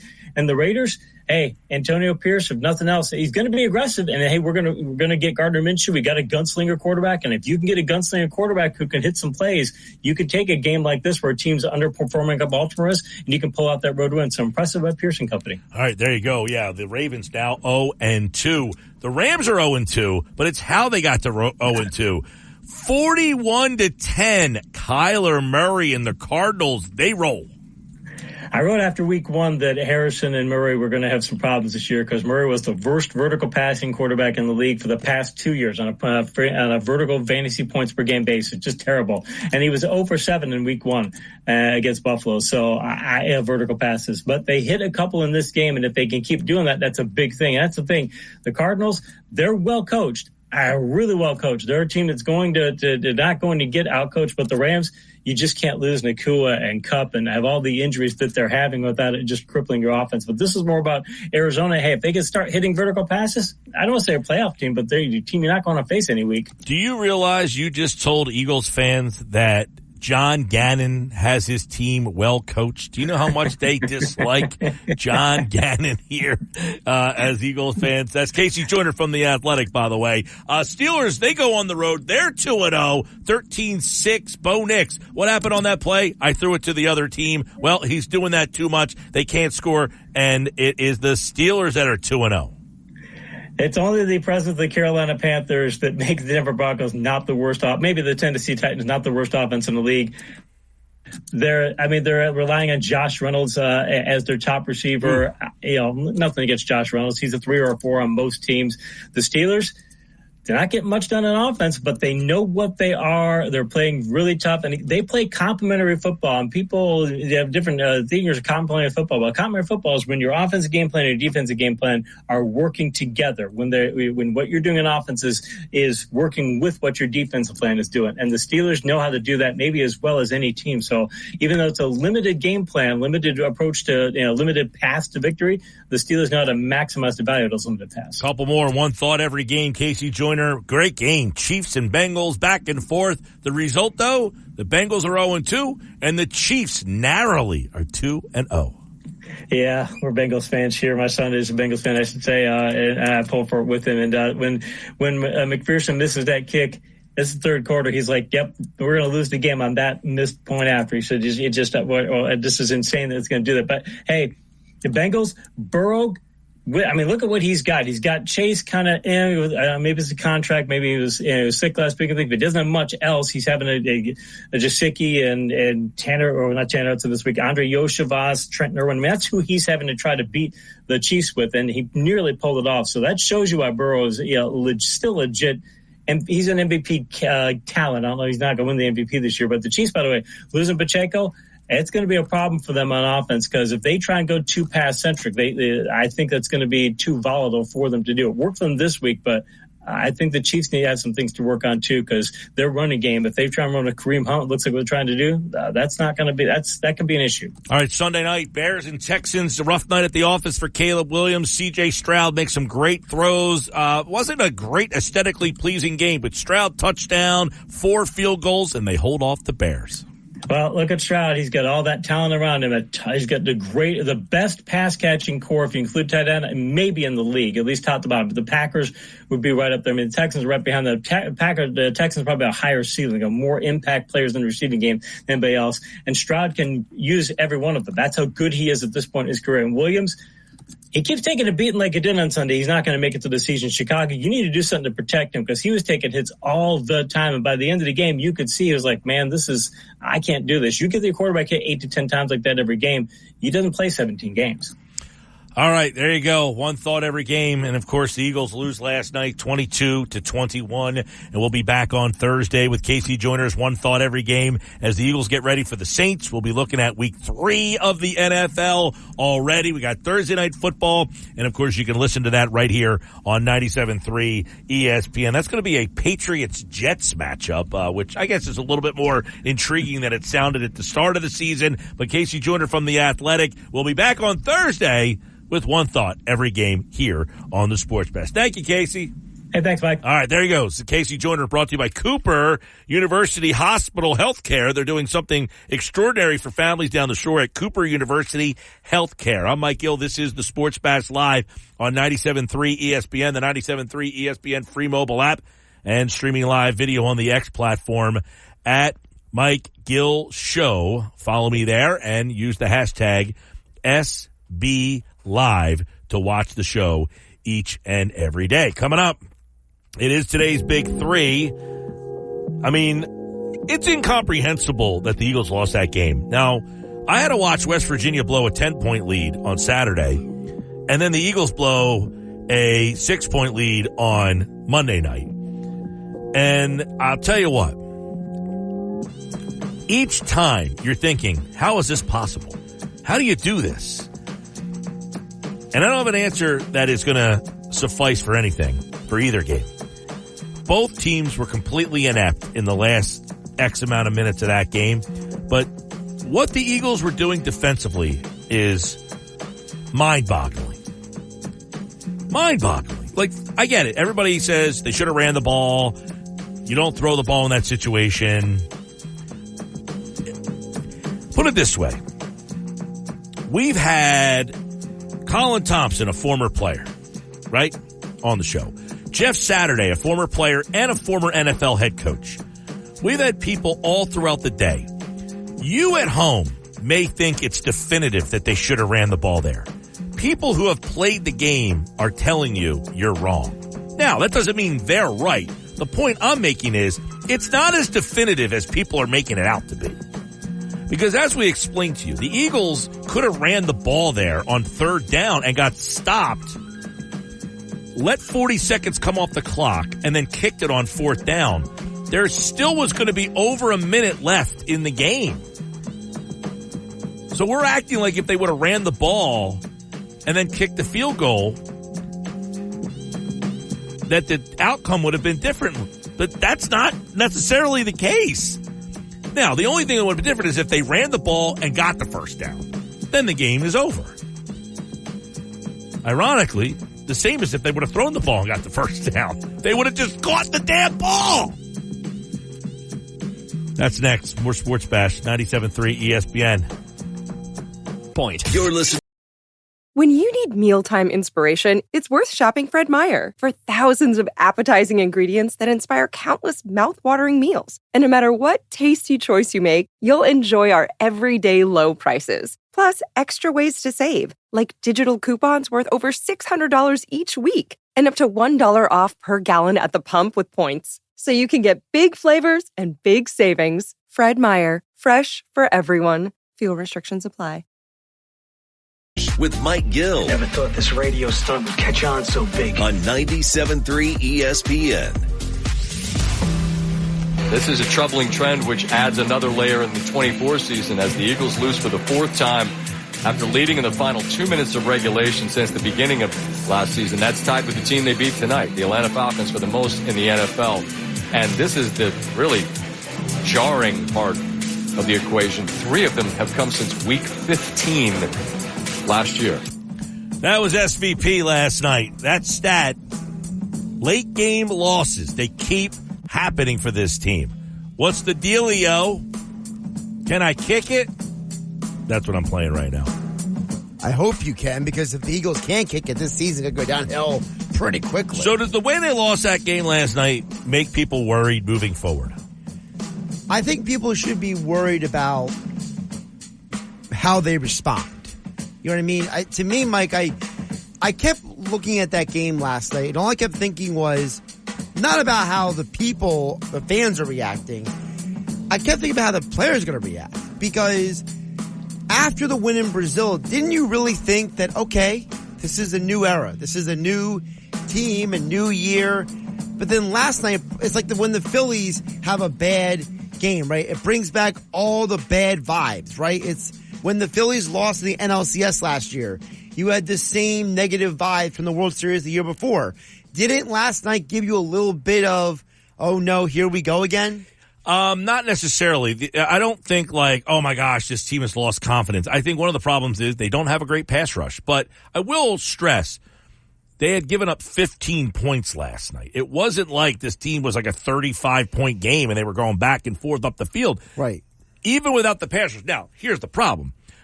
I don't know how they're going to fix this pass rush problem. I didn't like the Huff signing. I don't like it now, and I don't know where they're getting pass rush from. So if it's not from Huff, who is it coming from? By the way, last night, according to reports, Jalen Carter did not start the game because he was late for a meeting. He did not play in the first defensive series against the Falcons because he was late for something team-related last week. That, according to Jeff McClain. He then played the second series, and overall, he played 46 to 61 snaps. But that's something that you got to keep an eye on. Like, why is he, is he that guy that you can trust, that you can count on? Is he the player that you thought you were drafting? Some people thought he should have been the number 1 overall pick in the draft. He got in some trouble. He slides to you. You get him. Well, that leads me to 2 questions then, Mike. Number 1, we were told that Nakobe Dean was the police officer of the Georgia locker room in college. And that as soon as he left, guys started having, they started being less disciplined and they started having all these issues, right? Well, is Nakobe Dean not doing his job in his locker room? Or, Mike, the Eagles are one of the youngest rosters in the NFL. Is there not enough veteran leadership? Well, you got Brandon Graham on that defense. You got Darius Slay on that defense. So, enough? I don't know if it's enough, but those 2 guys, you would think. Josh Sweat's been here for a little while. You've got those guys are definitely, that's 3 guys that you would think, hey, the defense has a voice. Darius Slay, Brandon Graham. Those are guys that you could think could be a big voice on that defense. You would think, but I was listening to Chris Long's podcast, and he kind of went on a profanity-laden rant where he said, in 2017, they had guys in that locker room who held everybody accountable. And he said, who's the bleeper who's holding guys accountable on this team? Defensively, I don't know. I mean, is Brandon Graham the kind of guy that's going to tell, kind of chew somebody out? I don't think so. Yeah, Darius Slay, maybe. I don't know. I mean, I don't know who that voice is on the defense, but you would think there's some veteran guys. But you do have a lot of young players. Jordan Davis, Jalen Carter, Bryce Huff is kind of a younger guy. Nolan Smith's a younger guy. Yep. Dean's in his 3rd year. Bond, kind of a guy that doesn't have the cachet. Chauncey Gardner-Johnson doesn't seem to be much of a leader.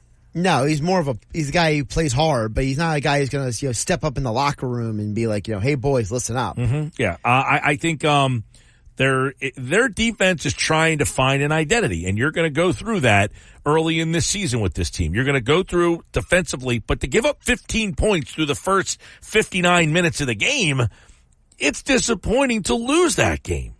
You give up 15 points defensively, you're looking up and saying, can we get a little help? And look, the defense did not, I don't think you would look at that and say it was a dominating defensive effort by any stretch of the imagination. But if I told you with a minute left in that game, you had given up 15 points, you're saying, I got to win that game. Right.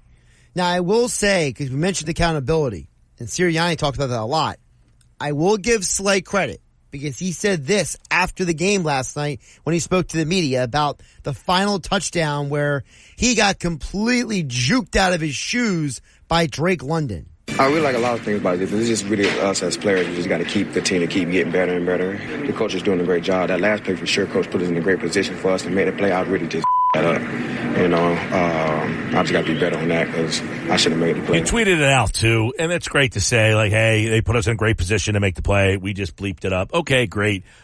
What happens next week? What happens the week after that? We can't keep looking back and saying, hey, coach put us in great position and I didn't get the job done. I think that last night in that game, I don't think Darius Slay was all that great. I think he had a rough night. 5 targets. I think all 5 were completed. You take a look at big time anyway. Mooney, 3 catches for 88 yards. I mean, and most of those were against Slay. Yeah, they were targeting him. It felt like at times where you had Slay in those moments, they were kind of looking for him. I thought that Mooney, the 41-yard catch, at that moment you thought, oh gosh, they're going to lose this game. That was the one where, and they had a couple plays on that drive, but the Mooney catch late in that game, I think it was the one on the left sideline. The left sideline, yeah. And you were like, how is this guy this wide open, first of all? And second of all, you see the missed tackle, and then he runs out of bounds. You're looking around like, that guy ran out of bounds. Right? They Let's see. They went down the field. Mooney had the pass to he had a 21-yard and a 26-yard back-to-back plays. Yeah. So he had the 26 to 21. But it's the second one. And the second one he ran out of bounds. Then the other one, Blankenship pushed him out of bounds. Right. Not pushed him out of bounds. Vaughn pushed him out of bounds. He had those two catches, and I think he was lined up with Slay. He was. And got kind of just way too open on those two. I mean, listen, Mitchell wasn't perfect either, but, it does make you wonder if teams are going to attack Slay. How do you compensate for that? How do you handle that? Does Slay have to play better? Has Slay lost a step? I talked about this all offseason. You better hope that he has not lost a step. You better hope that Darius Slay isn't one of those guys that just takes a huge, much like Bradbury did the year before. Bradbury was a second-team All-Pro one year, and the next year you had to replace him. You better hope that that's not Slay this year, that he goes from Pro Bowl-level player to taking that slip. And I don't know. I mean, I go back to, they gave up 15 points up until the last drive. Now, that last drive started with 1:39 left in the game. You go back to that 3rd down and 3. If they run the ball, 40 seconds come off the clock, now you're down to about a minute. That's still enough time for Atlanta to score, and they scored in 1:05. And they could have scored faster if they really wanted to. Like, they had some chances where they could have spiked the ball. They had some things that they could have stopped the clock. They actually got to the point where they wanted to let the clock slow down. They scored with 34 seconds left in the game. So theoretically, if the Eagles ran the ball on 3rd and 3 and did not get it, they wouldn't have given the Eagles enough time to come back. Now, they gave the Eagles a chance to score, and Hurts threw an interception. Because they gave the Eagles plenty of time to get into field goal range with Jake Elliott to kick a 55, 56, 57-yard field goal. So you can make the argument that the Falcons left too much time on the clock. But my point is, if the Eagles ran the ball and 40 seconds came up the clock, the Falcons would have scored and given the Eagles no chance to score. Now, in hindsight, who the hell cares? You threw an interception. But my point is, running the ball there wouldn't have guaranteed anything either. I want to hit on the interception with you, Mike, because I don't think we've talked enough about this. There was a timeout before that interception, and you saw Kellen Moore talking to Jalen Hurts. Well, I mean, did Jalen Hurts misunderstand the instructions? Yeah, I don't know did Kellen Moore give him bad advice? Because I can't imagine. I can't imagine that Kellen Moore said throw the ball to the other team. Well, exactly. I don't think he said that either. But why did Jalen Hurts have his worst pass of the game after a timeout talking to the coach? Like, shouldn't that be the moment you have a good play? How many times do we see this? Team calls timeout, and then they get a delay of the game. You're like, how do you do that coming out of a timeout? It feels like it happens in all sports. Call a timeout, come out, and you're like, how did that just happen? You just called a timeout. That play, and I watched the replay of it multiple times, trying to see, did he get hit from behind? Did somebody rush him? No. He just made an awful decision. He made a bad decision. Here was Jalen Hurts last night on the game-ending interception. Just trying to make a play down the field. I mean, he made a good play. I threw it a little too long. Just got to continue to prepare in those situations and put ourselves in those positions so we can take advantage of it, I think. I think in the end, I felt very prepared, going into those moments. In that moment, we just didn't, just won our time. It went for us. This is the problem, Mike. How many times have we heard a guy like Jalen Hurts say, I was prepared. We knew what to do in that moment, and you didn't execute. So, is it Nick Sirianni or Kellen Moore's fault that the quarterback didn't execute what he was supposed to? Obviously not. I mean, he played a great game all night long. To sit here and blame the coach for him to make that decision, I mean... I know that and you know that, but I'm trying to rationalize for the people listening to us that, like... I don't know that very many people, though, are blaming Jalen Hurts for this game. A lot of people are blaming Sirianni. Yeah, I don't know if it's for him throwing an interception, though. Sure, but I mean... I don't know that they're one and the same. I think the Sirianni stuff is coming from the fourth down early in the game. Okay, he should have taken the points. We can all agree on that. The analytics say... you go for it. That's what Troy Aikman said on the broadcast. Aikman kept saying, hey, listen, this is the difference to when I played and now. He says today they got these numbers, these analytics that say go for it. And because you make it X amount of times, he says, back in my day, we would have never gone for it in these situations. Yeah, now the analytics on that fourth down, what was it, 4th and 4, I think it was? The one was 4th and 4, yeah. They go for it on 4th down and 4, and the ESPN brought it up during the broadcast. They showed it right up on the screen. The analytics say go for it. Even Buck was joking, like, see, it's dark green. That means you definitely go for it. Yes, so they put the graphic up on the screen. The analytics in that situation, they say go for it. So the Eagles went for it in that spot, and they did not get it. It was a 10-play, 55-yard drive that took up 5 minutes of the clock. It's 4th down and 4. They go for it. They don't get it. It's at the 9-yard line.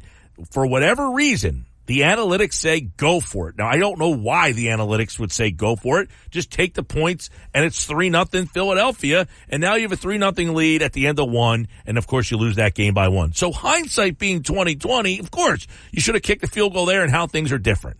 But for whatever reason, the analytic world that football has become is saying, no, you go for it there. So football is saying they did the right thing. Fans are saying you did the wrong thing. Who's going to win that battle? Well, you know the old saying, if you listen to the fans, you'll end up sitting with them, right? Pretty much.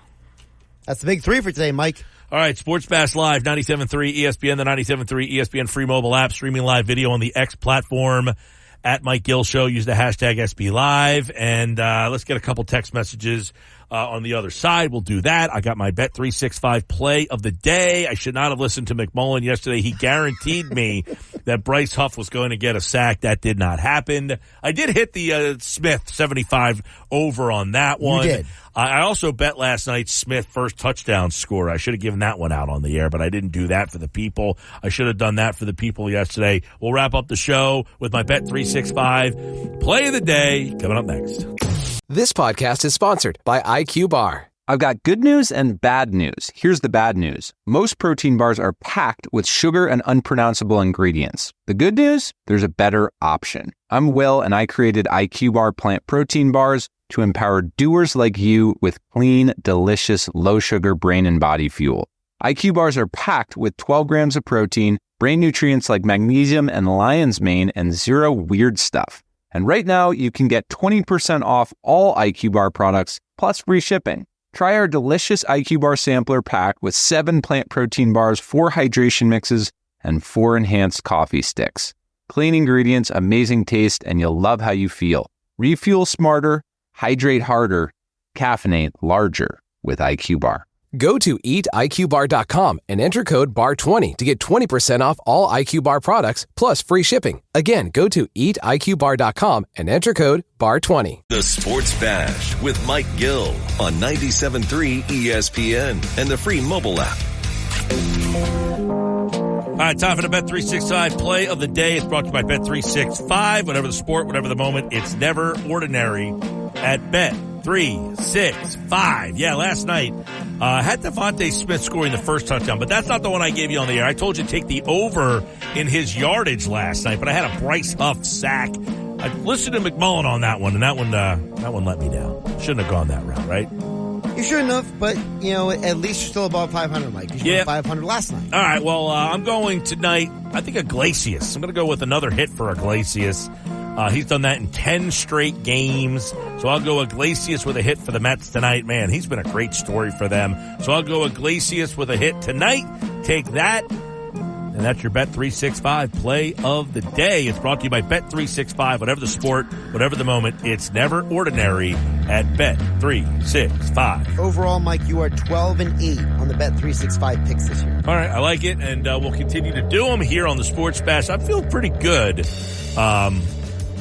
with the picks, but I will say this, the poll, I don't know how I feel about that. No, it's good. Defense wins today. 54% of you said the defense was to blame.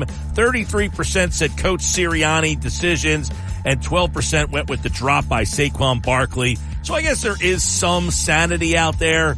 We didn't all blame the coach. 33% of you did, and you're entitled to that.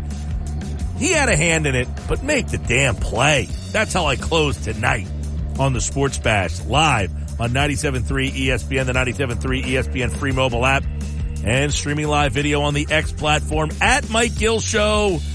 We'll talk to you tomorrow.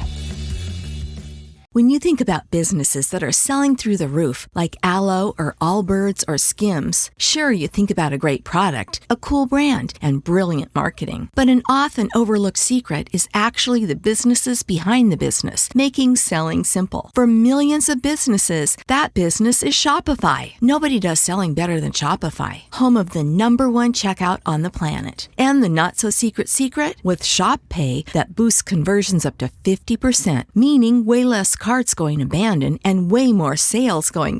So if you're into growing your business, your commerce platform better be ready to sell whatever your customers are scrolling or strolling on the web, in your store, in their feed, and everywhere in between. Upgrade your business and get the same checkout Skims uses. Sign up for your $1 per month trial period at shopify.com/try, all lowercase. Go to shopify.com/try to upgrade your selling today. Shopify.com/try.